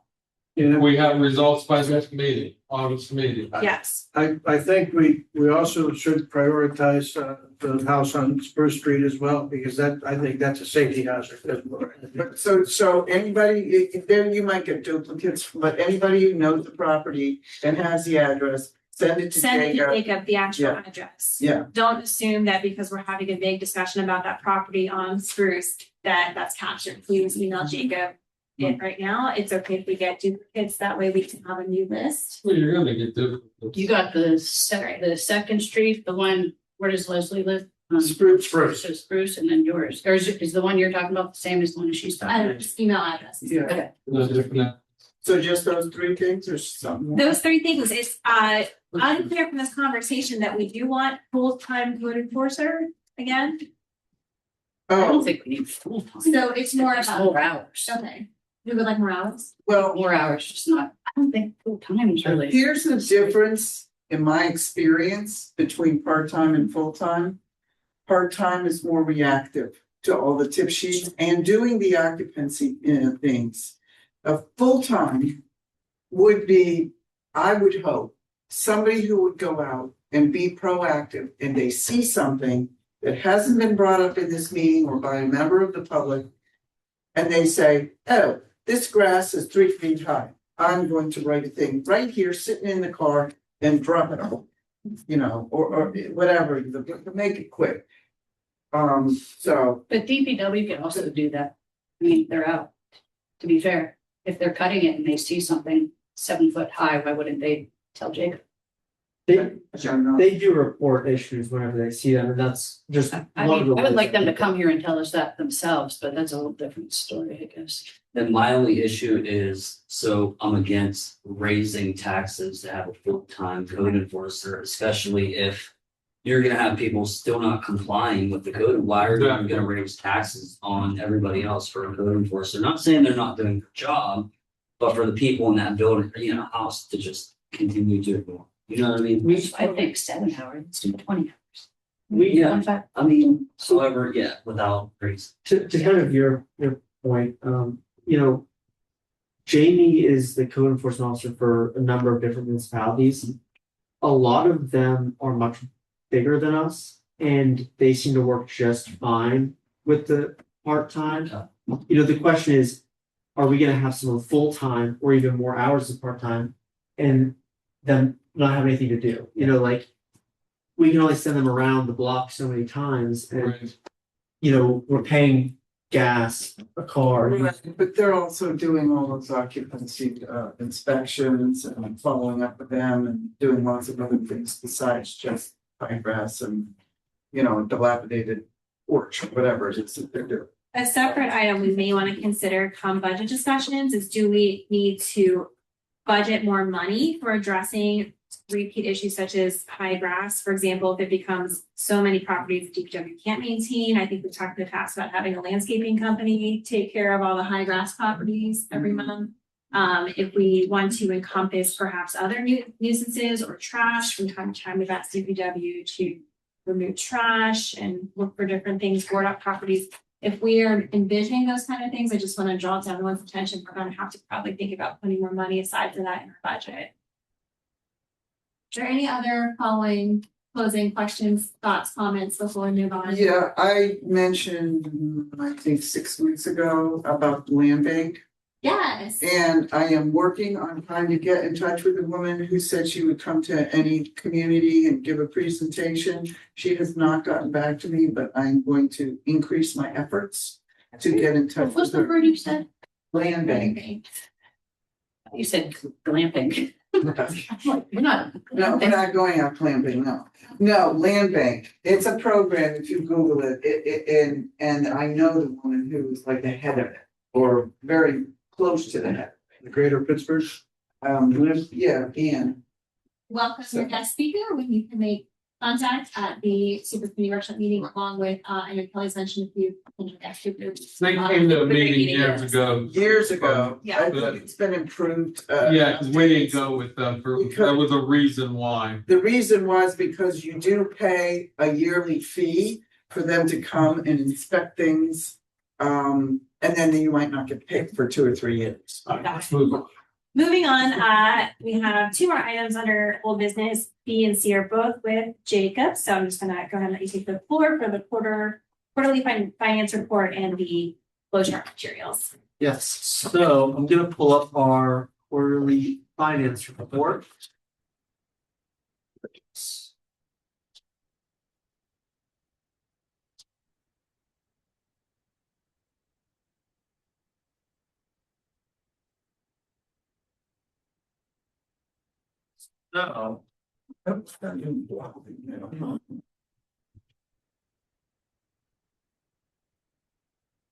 So, we are over halfway throughout the year.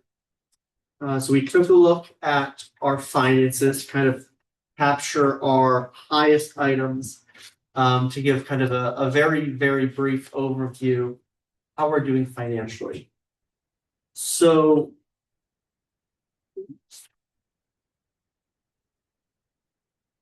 brief overview. This year we're budgeted $2.5 million, a little bit over that. So far, our actual revenue is 1.7. Our actual expenses are 1.3. We're on track for most collections and expenditures. So revenue, it's a lot higher. Since we're halfway throughout the year, you'd expect that number to be 50%, both of those to be 50%. Revenue, you always get a lot in the second quarter, kind of at the very beginning, and then throughout the year it sort of trickles in. So if there is a time to be very mindful and conscious of the budget, it is right now. Because it seems like we're doing really well. We have to be careful that we're not getting a lot more money, especially through property tax collections the rest of the year. Because that's all due at the beginning of the year on the springtime. So major purchases this quarter, our highest is always, usually typically refuse and recycling. A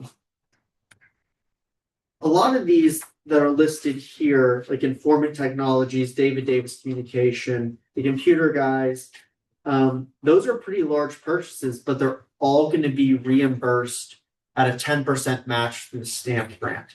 So, that 27,640 is really 2,700.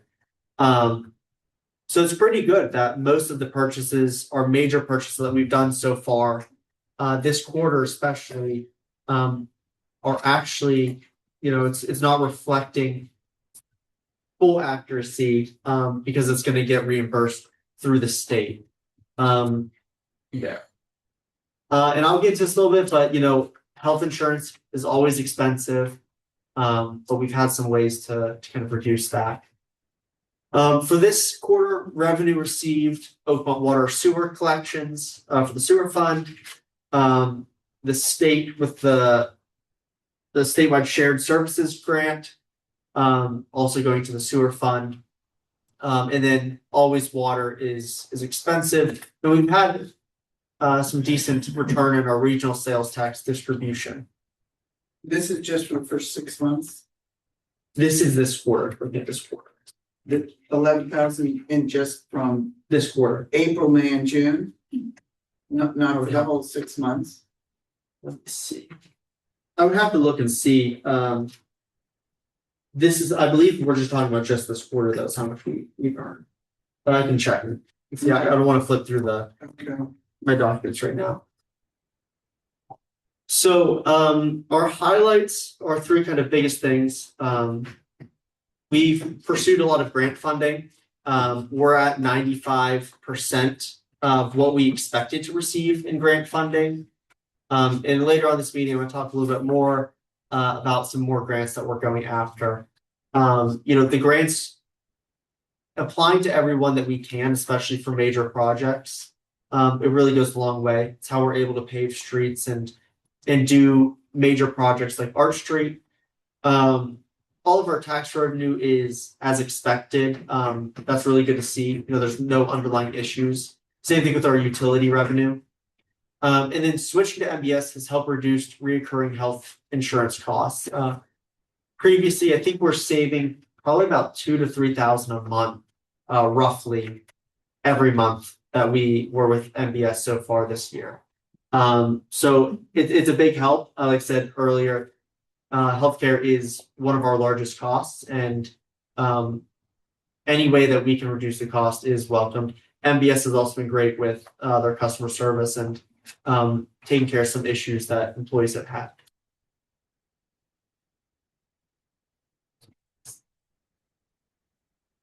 So real estate collections are on track. We've collected 93% of what we've projected.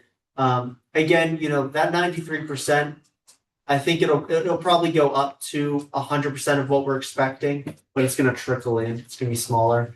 The business and amusement license exceed projections. It's a very popular thing throughout boroughs. And yeah, we've just done really well making sure that we collect it, and that program has been kind of followed through on. Our parking tickets are up significantly.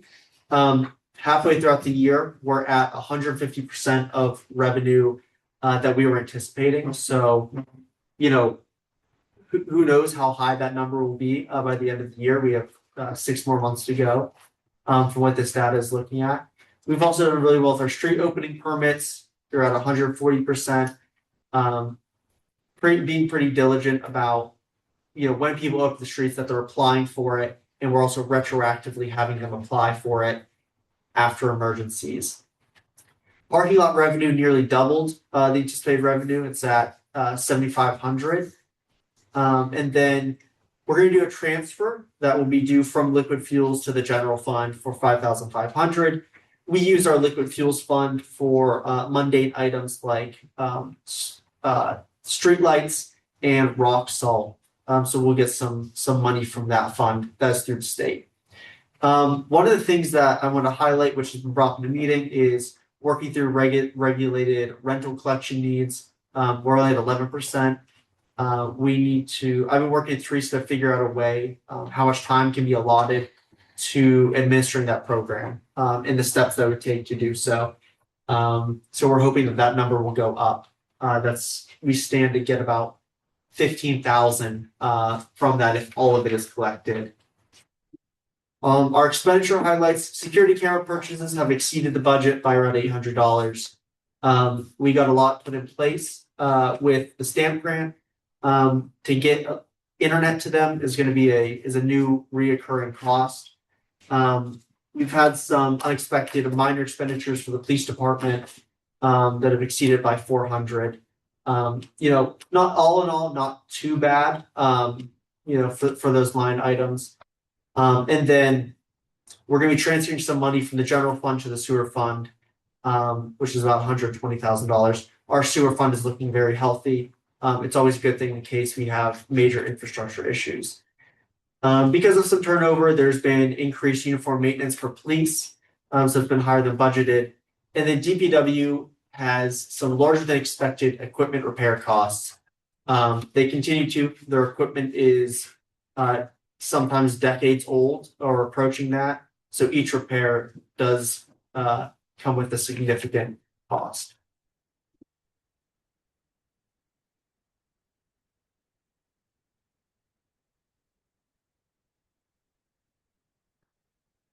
So our expectations coming up for the third quarter, so, you know, this is when we start kind of looking at the budget and getting ready, at least on the admin side for budget discussions. We are anticipating some major pension payment. We get state aid, so that'll be coming through. That's in, you know, the tens of thousands of dollars range. State is also issuing us another payment for fire insurance. And wages and benefits are always our highest cost. You know, they one of our most expensive line items. With that comes, you know, not just the time or the benefits, but we also consider overtime into that as well. When you have staff shortages, there's more overtime. It is, you know, personnel is expensive no matter where you go. And we're expecting our grant reimbursement for stamp phase 1. It's going to be over $100,000. Like I said, I think it should be 102,000. That should be coming through hopefully this quarter. Everything was submitted on time last quarter. And like I said earlier, budget preparations will begin. And then the next phase of stamp we will submit for after our DCED state audit is submitted by the end of this month. Our audit will be the end of this month, and then hopefully after that we'll apply for stamp. And that's it. Is there any questions on the third quarter or the second quarter? I just have a question for the police uniforms. Are we adding into their contract for part timers? On the contract. It's on the agenda. Discuss. Yes. Yeah, I haven't received like a written policy, but I think we're just amending the full-time one to include part-time. Okay. And part-timers don't have a contract. Well, I'm stuck on the one, whatever the wording is. What were the DPW higher than anticipated capital expenses for the equipment? The street sweeper mainly is the one. We had like a lawnmower that needed repair and was a couple hundred. But the biggest one is the street sweeper is it's broken down a couple of times and each cost is. How old is that? It's always. It was in my admin report. I think it's either 17 or 20 years old. Yeah. And we bought it used to. Yeah. What do they cost? Over 100,000, over probably 100 quarter, if not more. What, a new street sweeper? Oh, That's depending what you buy. 250,000 last time now. And that was a few years ago. So We applied for grants. we can apply for a grant for it, like anything else, you know. What it's competing with is, you know, like we use grant funding for Jones Street, Arch Street. You know, they're unfortunately direct competition with each other as some of these larger projects that we want to do and a piece of equipment, you know, that DPW uses on the regular. So there are avenues out there. Grants oftentimes for equipment take low interest grants or low interest loans that you can take. But it's something to consider, you know, what the replacement, because it's not just the street sweeper. You know, we have a backhoe, we have some of their Ford trucks are getting up there in age. Right. They got less miles on. Yeah. I mean, yeah. You don't need a So- truck right now. Yeah. So I'm confused about something, and it just may be my inability to read this. I'm looking at the 6-month budget versus actual report. Mhm. And our gross profit is at 79.97%, which is great. Mhm. And our expense is a little, it should be 50% if we were going along with the budget, but our expense is 58.28%. So how do we end up with a net income at 279%? And if you don't, you know, I'm not trying to put you on the spot. I appreciate the summary, Jacob, but just something, if you knew the answer real quick, fine, if not, let's look into that. Our bookkeeper could explain Yeah, maybe where I'll that's ask coming Jody. from. Yeah, But the numbers are accurate in terms of I mean, that's also looking at net. I'll talk to Jody and I'll see where that number is coming from, but, you know, when I spoke with Jason about this, the numbers are correct, the total expenses. A 58 and a 70. yeah, I did look up the RAD, is that under the regional sales tax? Is that what, the 11,000 that you had on your second or third page of thing? Mhm. But it's 355.090. And as of the end of June, he made 66,000, almost 67,000, so I think that number that you gave us was only for 1 month, It could have been. the 11,000. So this red tax is really profitable for us. We're projected to make about 120,000. For the year, it's approximately $10,000 per month that we get from that. That'd be good. Good to highlight. Thank you. Yeah. But Do we have a ballpark for when we switch to MBS? Approximately how much that helps save us? this is May 1st, right? So. Yeah. The issue with Highmark, when we were solely with them and negotiating with ourselves, that the numbers actually fluctuated a lot because it was age based. So if you hired, some individuals that were older or younger, it would affect that number. But just for April, I actually did write this down to give you an example. So for just vision and healthcare for the month of April was almost 11,000, so it's 10,800. That's not including dental as well. So that's just vision and healthcare. If you include dental, it's probably close to 14, somewhere in that range. But for everything since May has been a little over 9,000 a month. Thank you for your work. Yeah. That was pretty soon into your tenure. Big project, very worthwhile. Absolutely.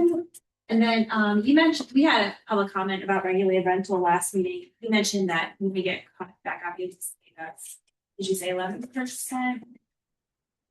Right now it's at 11%. I've questioned how this come in. I think maybe some landlords might just be on top of it. But the system that we use for it has also changed from year to year. It's added some complications in that. So the truth is just time. It takes about 2 weeks to fully administer that program. And right now, we're in the middle of our preparing for our audit. We were wrapping up stamp. So time is just such a finite resource to get that number up. But we don't want to leave that money on the table, It's not our intention. 320. Additional questions or comments from council for Jacob on the finance report? Thank you for preparing that for us. Looks like you're. Yeah, so Yeah. I'll touch on this pretty briefly, but I did prepare a flow chart, which is in the packet that went out. Which has all the shapes on it. It should be. It might be misplaced. Here it is, Yeah. that's right under the one that says, action items. Yeah, so I prepared this a little while ago, actually mostly for myself. It was a way, as me being a new borough manager, a way to kind of understand the process. And so I created kind of as a tool for me to use and track, how policies, resolutions, ordinances come about. But I found that it might be something that council might be useful for council, especially now that we have a new member. I kind of wanted to bring it up. We did a little bit of onboarding. We kind of more formalize this as a way to work through ideas. it was a little difficult to making all those little boxes and capture our process. And I don't intend for this to, always stay the same. I think it's kind of a living document that as we adjust things that can be hopefully added on to. But yeah, the arrows there are, if the answer to the question is yes, follow the green arrow. If it's no, you follow the red arrow. Circles are endpoints, and then squares are steps. You don't have that. It's really hard to project because the program that I made it in, it wouldn't. I was wondering why you. It was not just made in Google Docs. It was made in something That's all. else. Is there any questions on it that I might be able to answer? I welcome feedback too, if there's a section that you think needs added, or removed even. Now, this is a great document. I would love council to keep it in our binders, Yes, so don't take it. with the documents that stay at the front. It's a wonderful. I know it's hard to see. We can pass it around if. Is there any way to add this to the website, because there are certain areas of this that also pertain to the public? And could help them understand? A lot of it. Yeah. In fact, Jacob, if there's one, key, point up here that you could put to. Yeah, so when I was designing this, I thought through, and I drew in one of the whiteboards there, and Teresa said I looked crazy because there was arrows going to different things. The process kind of works through, it treats an ordinance as a last resort.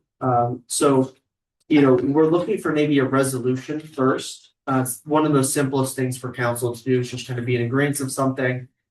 The second easiest thing is a policy. Myself, the chief has written policies before that deal with sort of internal processes in how staff handles things. That's the second easiest thing. And then it kind of treats the ordinance as a last resort because of the costs associated with that. So hopefully it also sparks some creativity in using those measures as sort of like a first line of defense. And then before we have to kind of elevate it to the level of ordinance. And then I did include I tried to specifically put sections of our agenda on this too, so you kind of see how the idea works through both agendas that get sent out for each month.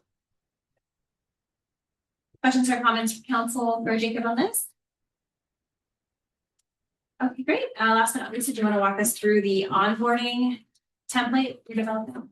Yes, so also included in the packet is an onboarding template. This is definitely not, I think, as flashy as the flow chart.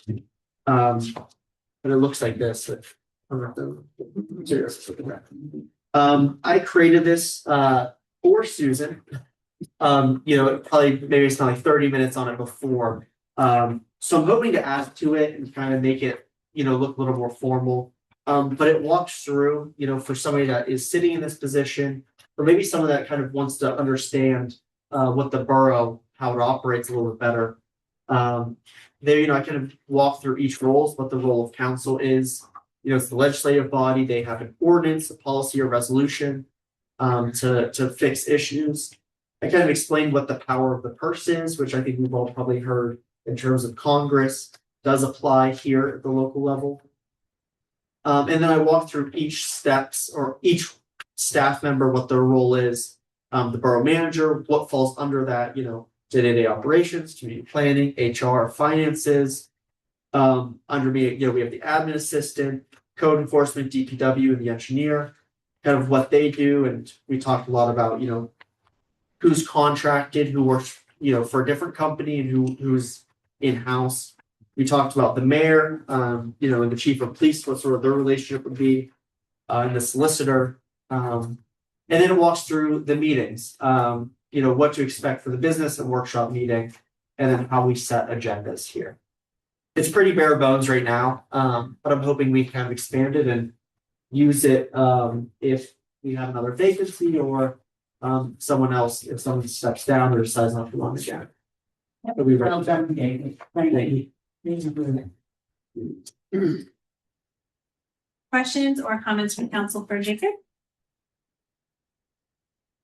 Thank you. This is very well done and like all of these things tended to be living documents. So as we come across things that would be great to add or would be clearer to change, please don't be shy because we want to make this as fast as possible for future participants. All right. This brings us down to section 9, new business. The first item, item A, is discussion and possible action on the multimodal transit funding for East Railroad Avenue and GEDTF funding for Penn Avenue. Jacob? Yes, so multimodal transit funding is state dollars from the transportation, Department of Transportation. And the focus for this funding is on other means of transportation besides driving. So its most popular use is we would see things like sidewalk repair, putting in bike lanes, that sort of thing. And I reviewed our active transit plan. It's kind of a basis for this. And I talked with Matt about it, and we looked at East Railroad as some potential to improve the sidewalks and the walkability there. So in this grant, there are 3 sections. The first section would be replacing, or phases, I should say. The first phase would be replacing all the bricks along the further, closer to Giant Eagle, with concrete and redoing some of the walkability there. I don't know if you've seen some of the trees have grown. Yeah, it's bad. It's really bad. So we kind of focused that as probably the number 1 area. Going further down is brought up before that. I think whenever Mr. Long was on council, adding to the railroad park side a walkway there, maybe a retaining wall. And then as well, kind of going further down, we have along the DPW garage, putting a sidewalk there. And we kind of split up into 3 phases. As often with state funding, you might not get as much as you're asking for. So we want to be sure that we kind of were able to do some part of the project despite, funding levels. We felt pretty good that we'd get at least one of the phases. We're not sure about all 3. We're hoping for 2 of them. And I think I'd be curious to hear from council, kind of out of the 3 that I outlined, which one would be their number 1 that we'd have to go with. So I don't know if anyone wants to give. If I may, we've seen numerous people that have come in here, including Mr. Brown, who's disabled. And he's come in here, I think, a couple times and has complained about how terrible it is for him to be able to go up and down East Railroad in his wheelchair. And there's been a couple other people, I think, that have come in here as well that talked about how terrible the sidewalks are. And people could see it. I mean, that's one of our major arteries in town here. People drive from Jones Street to East Railroad and go up Center and then go to Center through to other various places in town to go to their destinations. But you drive through that area and you drive through East Railroad and you see that sidewalk and it's in poor condition and people see it. And it's part of our town and it looks bad. It just looks bad and people walking and you can trip over, it's a tripping hazard, you can fall. And to me, I think that's probably the one we should probably prioritize, in my opinion. I have a question though. If it's on people's property, we were told that the sidewalks are people's property. Correct. And so there are multimodal grants that the state offers for different projects. So why would we make that the number 1 priority when we can do something else? I mean, you have to let those people who own those homes be responsible for their sidewalks. That's correct. So the reason we've identified some of these sidewalks is because one, sidewalks general have been brought up so often here. Two, the borough internally does not have a line item for sidewalk improvements. And three, there are grant fundings available to what we've identified as active corridors.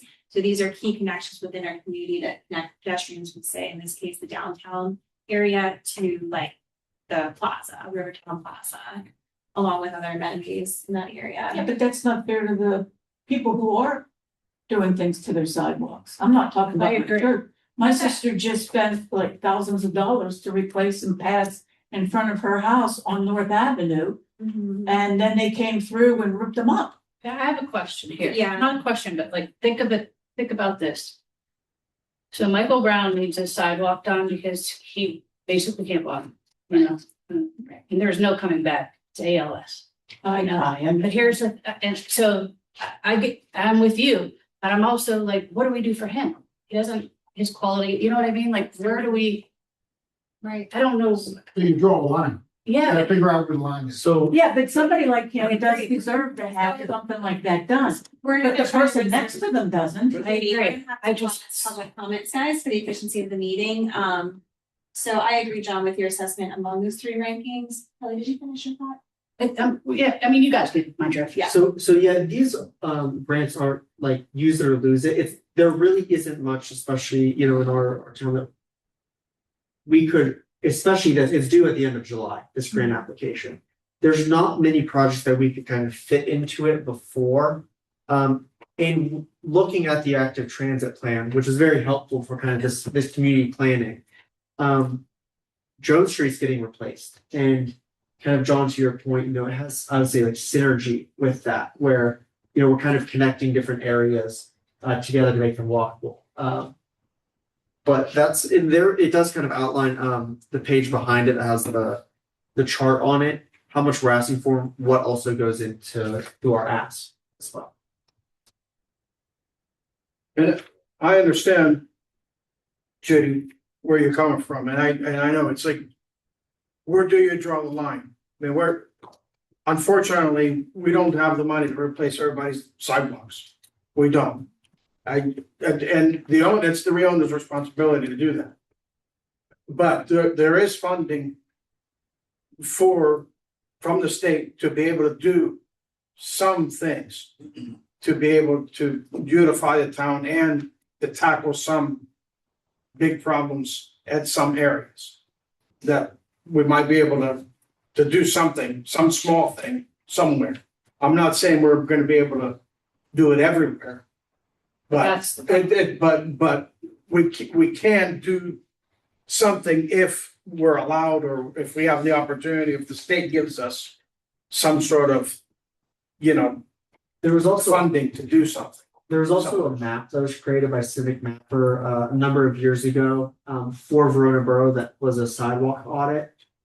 That was also utilized in, you know, it triaged, you know, I think it was like the worst one, in worst condition was red. Second worst was kind of yellow. Road biotics. So we used that as a way to kind of determine, you know, what areas we're looking at specifically. That and the active transit plan. I think that the way to what's the word I'm looking for, not discriminate, separate, like, Distinguish. what's that? Distinguish. Distinguish the difference here is that it's an active corridor. And whatever the definition of that is, which East Railroad is our second most used road going north-south. Like Center is probably number one going east-west. So I'm guessing that phrase, active corridor, means a lot in terms of picking East Railroad. But I would like to just say that West Railroad has horrible sidewalks that are also brick, that are growing weeds, and eventually you see people, I drive by there almost every day, and they're out there with their weed whackers and their lawnmowers mowing their sidewalk. We have them on. Right, I'm sure there's other places in The town. borough sent around a few years ago that you had to Judy, really that was started to public get on. comment at this time. Yeah, Thank you. please remember your thoughts and bring them up. Yes, we do want to hear them. I just wanna say, I don't know whether there's like code that can be done, but it's really. Someone with a walker, a stroller, whatever, wheelchair would not be able to go down West Railroad all the way from Grant to Sheridan. Because they're on grass, but they're supposed to be a sidewalk, and I don't know, Yeah. you know, if Jamie's done anything about that. That's the kind of proactive situation I'm referring to. Good observation, and I was going to ask if the concern Judy brought up earlier about the corner of South and ARB could be potentially integrated as an optional phase 4 because the drainage issue has been reoccurring for so long. Nat knows more about the history and why it is the way it is, but if there's a way to incorporate that, that would be a huge public benefit on the corner. At least fix the curb, because the curb is causing the problem on the sidewalk. Because that's what's ramps up the water. And Bill Davis, who's a crossing guard there, has said in the winter it freezes over and people crossing there, the children, but not just the children. That's a Anybody, safety issue. yeah. That is a big crossing for the kids coming down from school. So I vote for sidewalks, like John said, if you're asking for votes. Jacob was asking which of those would you prioritize? So you would say, I agree with John. which, yeah, I agree as well. So the sidewalk from Grant Avenue to James Street would be a focus. Well, East Railroad. I think you were referring to East Railroad. Right, so I'd like to head west if we could, but So the 3 different sections that we have prepared on East Railroad, we broke East Railroad into 3 different sections because we don't think we're gonna get funding to Oh, how it works. so you want us to, Oh, this is. Yeah, so if you look at that box, the first one is James to Grant, which is the brick sidewalk. The second one is adding Railroad Park to sidewalks to Railroad Park. It's a pretty big undertaking because you'll be probably retaining wall, fence would be involved there. And then the parking lot is the cheapest one to add sidewalk right off that. So just kind of prioritizing those 3 in case, we don't get funding for everything. We know our number 1 section that we want handled, but it sounds like what I'm kind of hearing is that the brick replacement with concrete would be. Yes. Grant to James is what you're talking. And that's what I mean, these other 2 things are great and fine, but if I have to pick the highest priority, I like what John said. Okay. And we do have, But we should hear from Sylvia and Susan and Kelly and Curtis. Yeah, those bricks are terrible. I agree. Dangerous. Mm-hmm. I'm gonna withhold an opinion on this. I just don't know enough about it. I think you're gonna make a lot of people mad. You're gonna do one sidewalk, you're not, let's say in front of, north, you're not gonna do that. But it's you're not gonna an do this active corridor, that's why, that's the distinguishing feature. one. Just saying, It's for some, certainly is. everybody that, That's a lot not of people according that to the definition steps of whatever go the up state north. says. It's an active transportation. But that's a fair criticism. without a comprehensive plan, which I think was brought up, when we're planning these sort of projects. What we have to go off of is, the active transit plan right now. It's kind of what I use for the base of this, or something else that, like a council member suggests. So. And there is a resolution that's included, which can be voted on, I guess, with the motion to proceed. For having LSSE apply for that grant. And then I can get into the Penn Avenue one. Thank you. Similar along the same lines, we have GEDTF funding is available through the Redevelopment Authority of Allegheny County. Again, kind of where Penn Avenue came from is I've heard from at least 3 residents have come into the office and said, you're paving Arch Street, what about Penn Avenue? I'm sure most of us know the condition down there. It's like driving on the moon in some areas. So, we thought that we would use this sort of funding. If we can get it, it'd be good to kind of work our way up and hopefully connect Jones Street, Arch Street, have a lot of focus on that corridor. That's just, it's simple road reconstruction compared to the other project. So paving. Great. And there's no guarantee for any of this, you know. I mean, Matt does a good job. He really makes a strong argument in our applications, but you know, it's a small pot of money that everyone's fighting for. Okay, great. This brings us to 9C. No, 9B. Discussion, possible action on additional administrative support. Yeah, so this was brought up a little bit ago and kind of going off, I think, Rhoda, you know, brought like potentially hiring another part-time. You know, anybody that kind of goes back in the office can see sort of the state of things. You know, there's we're talking about additional admin support. Oh, I'm sorry. So we've kind of walked through, you know, Teresa's been a constant through, I think, past 3 early in the year. Yeah. And her knowledge is very, very valuable. However, you know, with that, she's kind of indicated that things are starting to fall through the cracks. There's things that, you know, she's not able to stay on top of because she doesn't have as many hours in the day. You know, and this is something to, you know, she will, you know, stay late as she needs. She'll come in early. But things like the regulated rental that need done, you know, that's such a big undertaking that me and her between ourselves with everything that I have to get done in the day or the week, we wouldn't be able to do that. I think it'd be wise to maybe, you know, pilot nothing crazy, but maybe, you know, 15 extra hours, you know, we put it out there, see what we get. And then, you know, there's a lot of stuff that we can use them for, and hopefully we'll be able to kind of expand our services and maybe eventually keep the window open longer than 5 hours too. Are you talking about like an internship or like a paid? So I think like A permanent part-time. a permanent part-time person. But again, it'd be, what I'm suggesting is not even as, you know, many as Teresa has. Yeah. 15 hours at most, 10 to 15 a week. And see how that goes, you know, if we're able to kind of get some of this stuff under control. I've also kind of floated the idea of kind of making code enforcement their, you know, they'll handle when the tips come in, they'll keep track of where things are at, communicating with Jamie. You know, so that way they're kind of updating me on, you know, problems, and maybe then we could start reaching out to individuals when things have been resolved too. Instead of paid, I mean, what about an internship? You know what I mean? You got like CCAC, if, you know, somebody's in like a business program, you know, come in. Yeah. So we actually had some people interested in internship. With one of them, they were very local, and I started kind of discussing with them, you know, what that looked like, what are they looking for?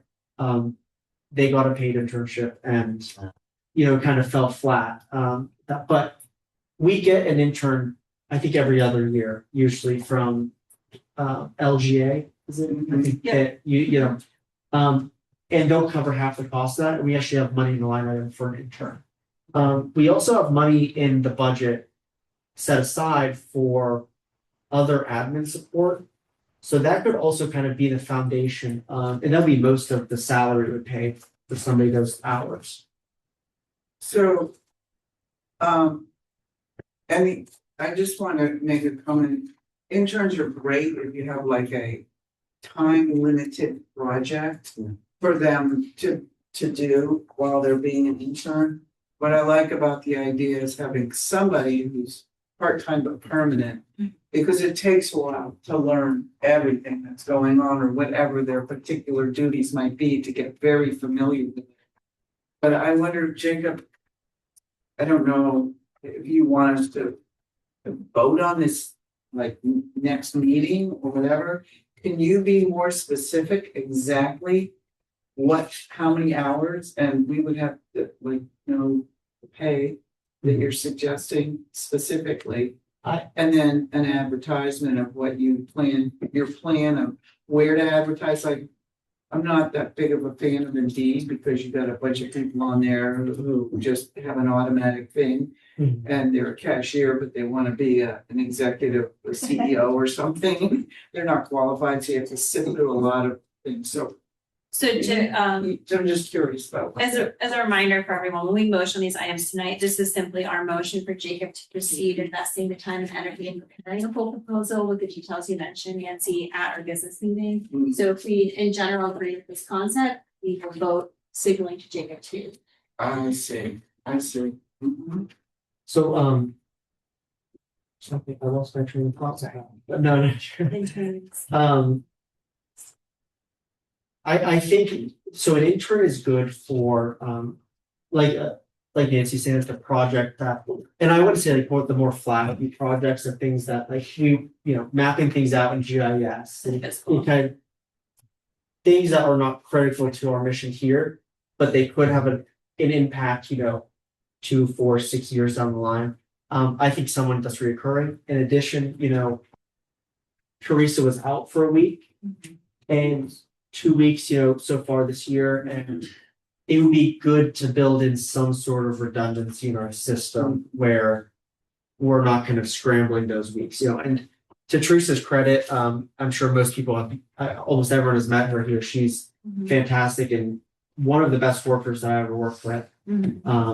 So I want to make sure that she's supported, I'm supported, and we're able to do carry out the direction of council. C, discussion and possible action on Rob Roy paving proposal. This one is also me. So Rob Roy has put forth a paving proposal. It's not a budgeted expense, about $6,600. They're getting their parking lot paved, and they inquired if we would be interested in adding on the street that connects to theirs. I think it's River Road. It's a very small section of it. I talked with our engineer, Matt, and said he's aware of it. Did these numbers look accurate? He said they do, so it's a fair deal. Matt did question if we have time to get all the insurance information from them by when they're looking to do this. Which is when? Well, they were kind of waiting on our answer, but they're going to do. I think they were shooting for late August, if I recall correctly. Okay. The issue that we have is, $6,600 is not budgeted. We're not expecting this expense, and it's optional. So, I kind of want to put it, up to council to see if that's something that we should, I should reach out to them and say, we'll pay that, or if it's something that we want to opt out of. If we were to pay it, do you have a suggestion what line item it could come from? It would probably come under major expenditures. Under which? So it would be under public works. Okay. Let me see here. David, instead of what you need, is that the best drive state you give us? It is. That's what Matt said. Is the project that they're proposing is very fair for us. We don't have any sort of mobilization costs that we normally would see. Equipment's gonna be there already. And I also brought up to when me and Matt were discussing this is how many people are driving on that road? How many of our residents? We kind of talked about G-Rob, like fairness and being equitable, with our projects. I raised the concern probably how would somebody feel on Penn Avenue, if we paved another road and theirs wasn't. So I want to put it out there and see if this is an initiative that council. So this is mainly a road that is just used by Rob Roy employees and I think although Bunting employees, don't they go Yes. down the same road? And that's it, pretty much. They wouldn't think of doing it with them. I don't think so. I mean, but the problem is it's a borough road. It is. But like the manager said, is it fair to do that Yeah. and not some of the roads that traveled every day? Yeah. From Yeah. our residents, Right. our residents don't go back there. But the other question we have to ask also is that on the flip side of that is if eventually we have to do it anyway, it's gonna cost us more to, It's asphalt. it'll cost us more to send equipment out and do it anyway afterward. Where as opposed to tag teaming with them now. There's a chance with. What I would imagine it would be like is West Railroad gets paved and that kind of comes off of it, so that section would be, you know. However far down the line we're talking. You mean in the future? In the future, yeah. Not saying that West, we have plans to do that, but I don't know. that's when that would kind of come into play. Snowbook, there's pictures if you keep flipping forward. Yeah. Into the Did you have a question? red I was section. just wondering if that's what it was. I rode my bike out there not too long ago, and there's a sign, there's several signs that says private property, no trespassing. So I'm wondering, That's a good point too. Oh, So- my. There's a section of that road is, from what Matt has conveyed to me, because that was my first question. Who owns this? A very small section coming off from, you know, the main road is borough owned, and then it hits that side where it says, you know, private property, you know, no trespassing. And then it's, you know, private property, but up until then, it is public, it's a public road. I think there's a small shop here that connects to it, at the very beginning, in one of the pictures. That's the old magistrate's office. Yeah, I'm not, this Yeah. here. their parking lot connects to it too. We'll be, yeah. It'd be nice if they would just pay for thing for what, $6,000, two large companies. Well, or maybe we could float a deal past them, we'll pay half if you pay half or something like that. Because I did look in the budget, we do have room in the major expenditures under DPW. Right now, we're only at like 37% of the expenditures for that. Or maybe have the engineer talk to, you know, both companies, both parties. And say, look, you know, what we budgeted already for some other paving in the town, that we're, you know, this is gonna be a burden on us, we don't know if we can do this. I mean, geez, I'm not talking $20,000-$30,000. It's, Two large companies, they use it. yeah, I mean, whatever council decides, you know, I'm more than happy to reach out to them and say, That's the way I would go, let the engineer handle that, and ask them to just, you know, tell them that, you know, we're already budgeted for other paving projects. For our heavily used roads, we really can't afford this, you know, $6,000. Maybe they'll say, you know what, we'll split between the two companies. And it would look kind of bad if we were to do this now. And then we'd have some other ones that are, you know, priority with people that are actually driving on every day. That are in serious condition. And let the engineer We haven't explain that. done, that we haven't worked on. Okay, You know. explain that to them. You know, that's gonna be a tough one to excuse. But what if we went by thirds? Rob Roy paid a third, Bunting paid a third, and we paid a third, only getting like $2,200 that's for us. I like that. That's. I could go back to them and I could say that we're only willing to spend, you know, $2,200 on it. Cause it is a borough road, but it leads into private property, so no residents go back there, it's not very big. Okay. And I mean. See what they say. Do you have enough information? Yeah, Okay, great. so I will go to them and say, we're willing to pay a third of it and then see what sort of deal that we can work out. The only thing I think they will start paying up toward the next council meeting. Yeah. So I think everyone needs to be agreed that up to a third is good. I would suggest the third be the second option. If they say no, absolutely not, then how about this, how about a third from each of them?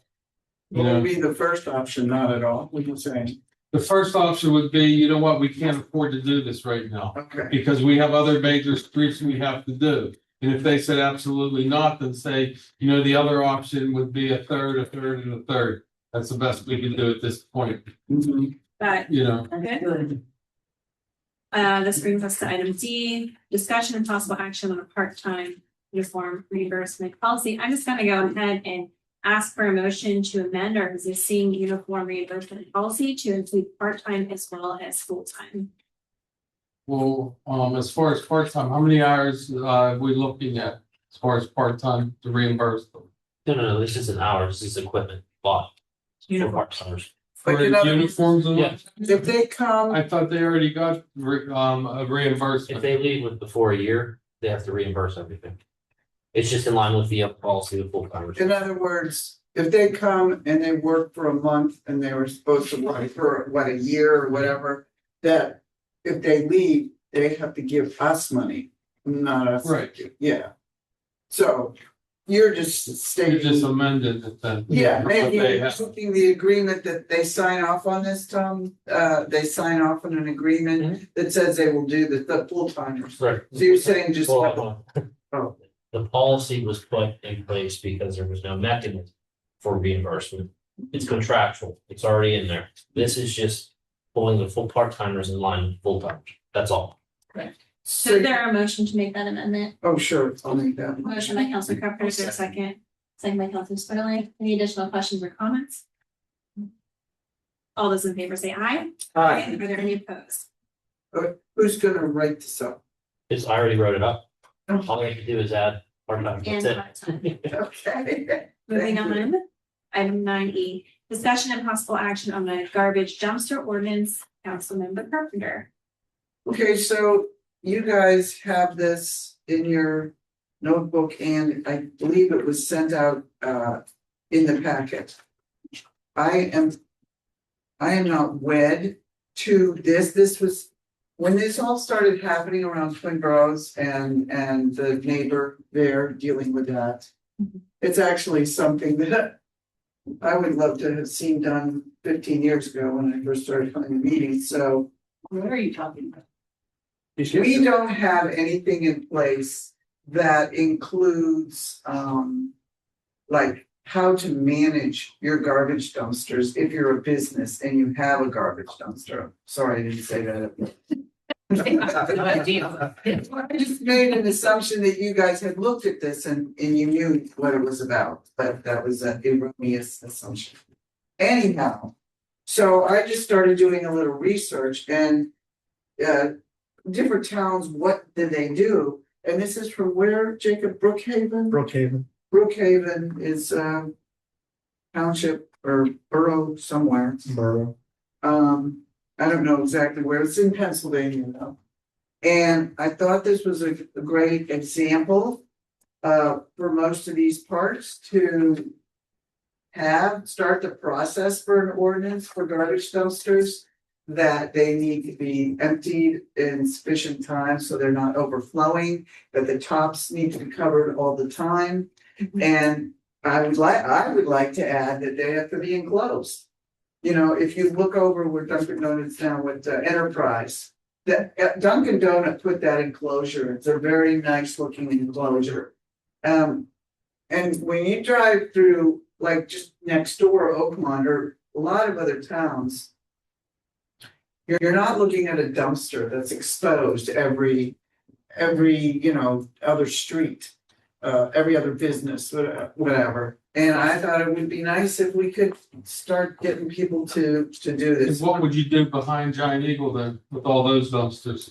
Well, that's not really readily visible. You could see them from West Road. Oh, well, Well, would you, I don't I know. agree with the first part that you said. The second part, I don't know about every place, like an enclosure, well, maybe. but I mean, Yeah.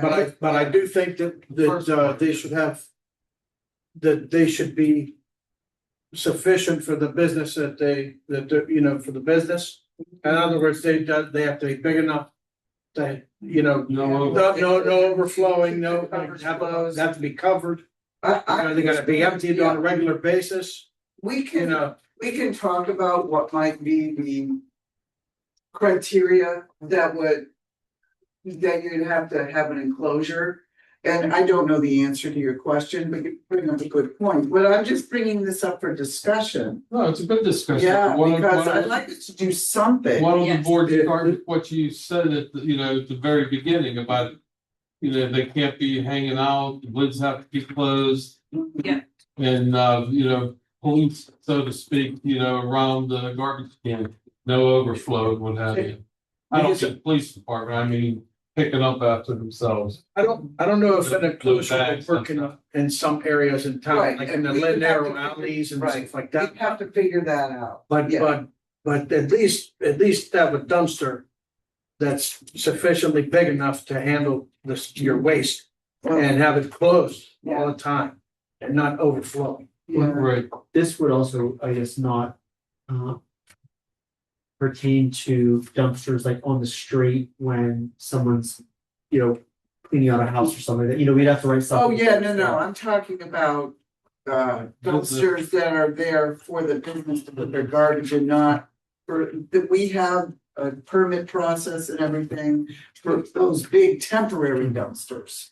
I'm talking about permanent dumpsters. Yeah, for existing businesses, so. And, yeah. Mhm. So,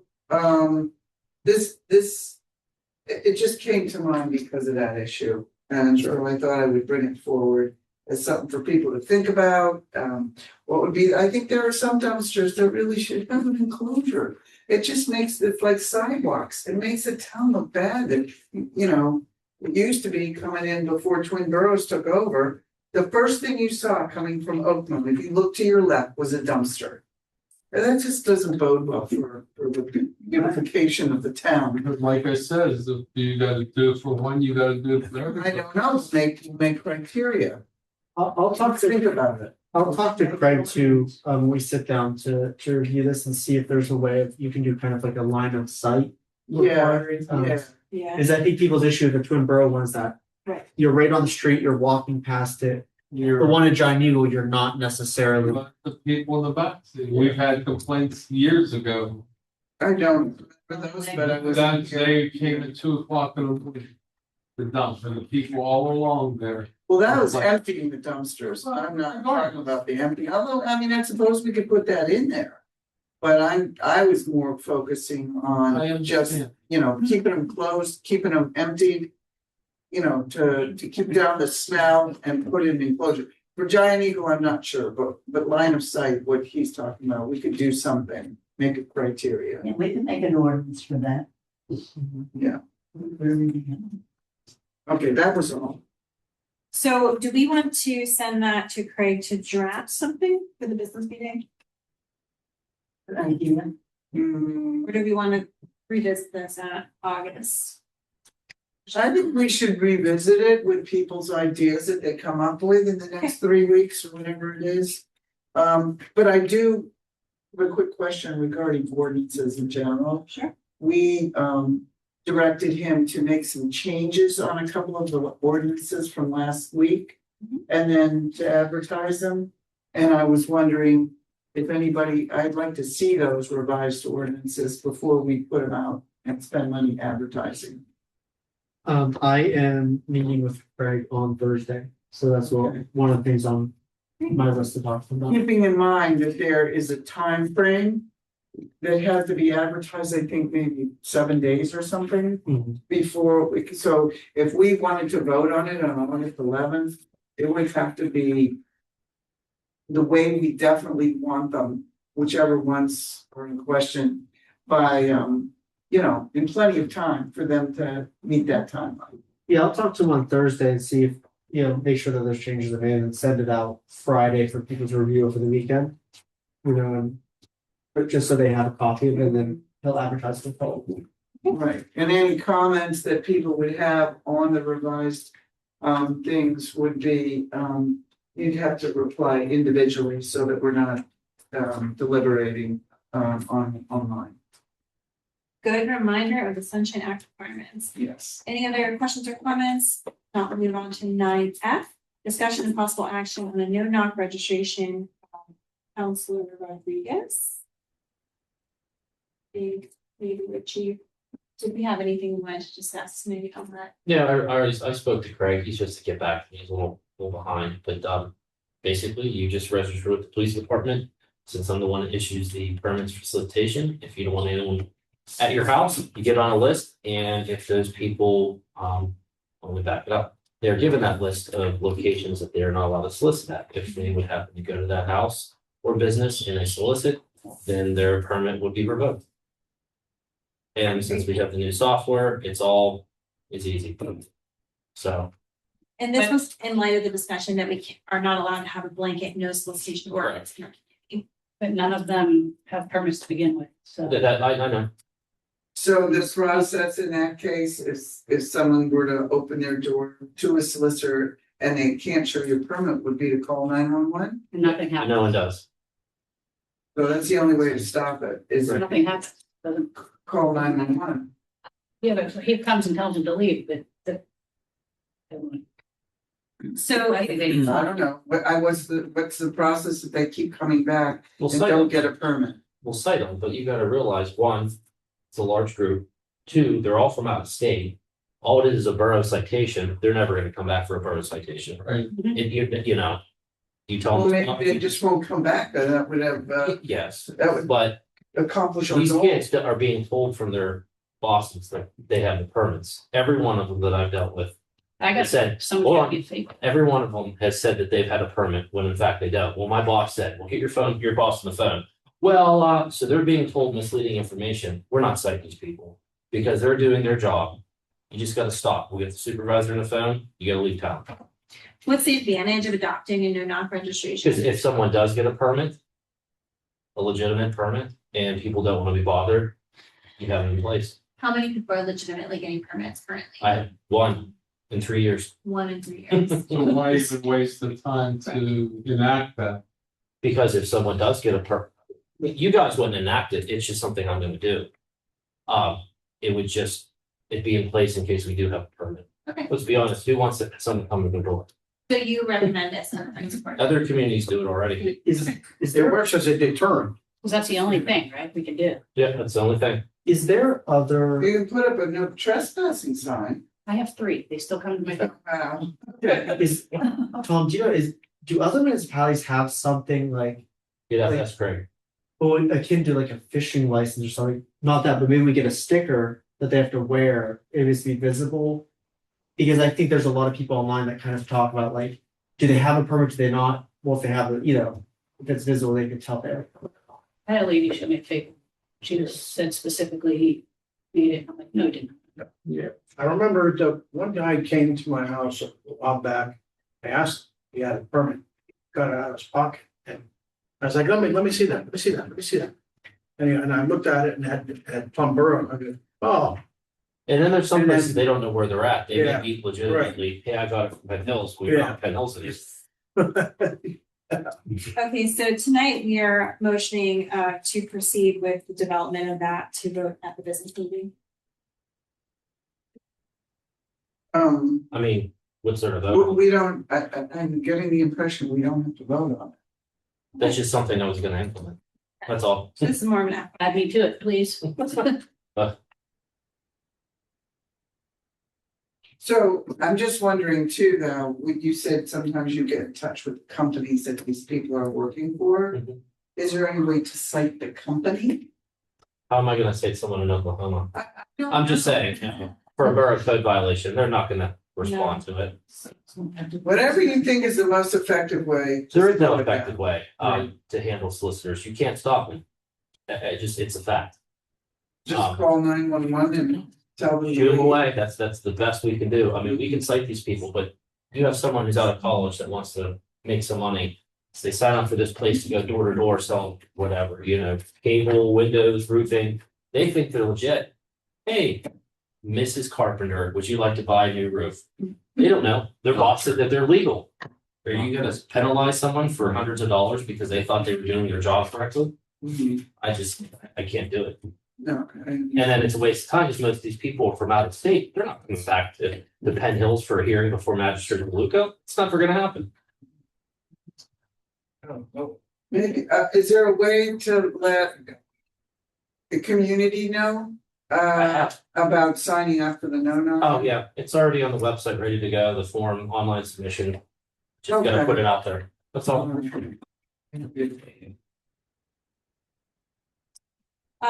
Last but not least, item G, discussion and possible action on traffic calming request process. Counselor Spurgeon. I'll make it quick, so. A Verona Borough traffic calming policy Same framework, used by the city of Pittsburgh and PennDOT. So you would, a resident, if they had an issue, they would, request. Like, hey, here's my name, address, the concern, what the issue is, and then. We would screen it, obviously it would have to be a borough-owned street, so Allegheny Boulevard would not be on that street because we do not own it. And then we would do like a preliminary investigation and then a traffic study. And we would then evaluate, based on like a tier system. I mean, we can go over all of that, but essentially it's a step work of, instead of coming in saying, hey, I'll use me for example, like, hey, I want speed bumps. Okay, great, we're gonna do speed bumps because if I did that or if anybody did that, then everybody's gonna come in and everybody's gonna want that. So, basically adopting a policy that kind of. It's more of a process to. Exactly, yeah. Instead of like, hey, I want this, okay, done. It's like, all right, well, what are we looking at? Getting all the information before making a decision.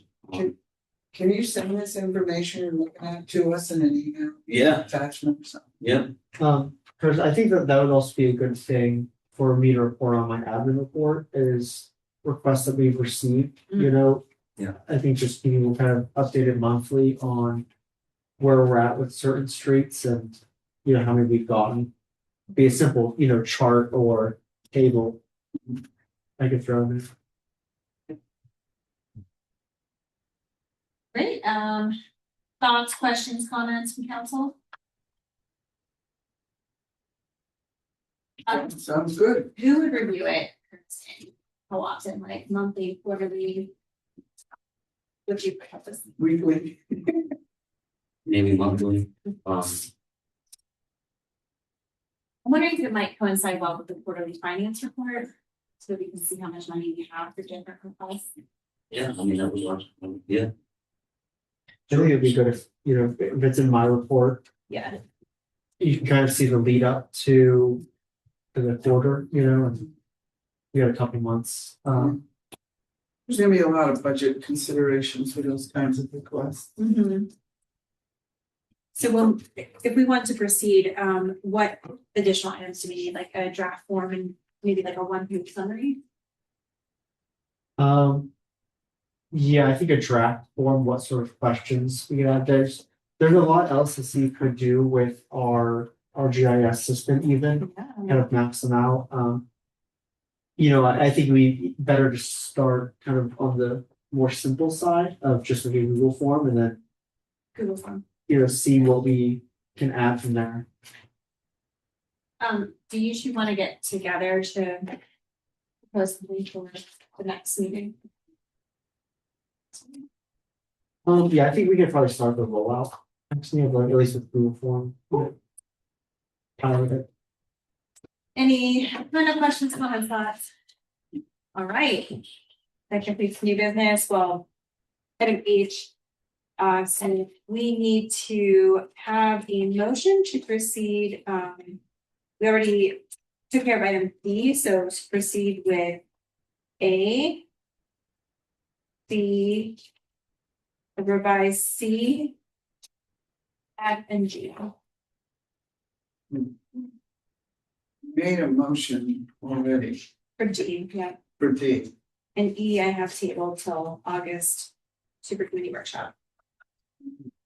So everything else is, So like a consent agenda is what you're asking for? yes. A, B, C, D, and F. No, A, B, C, F, G.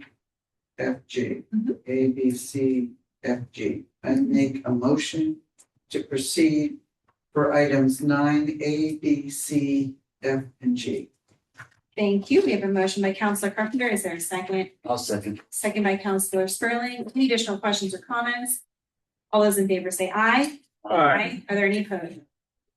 Motion carries. Item 10, comments from the public. At this time, council will once again hear comments from the public.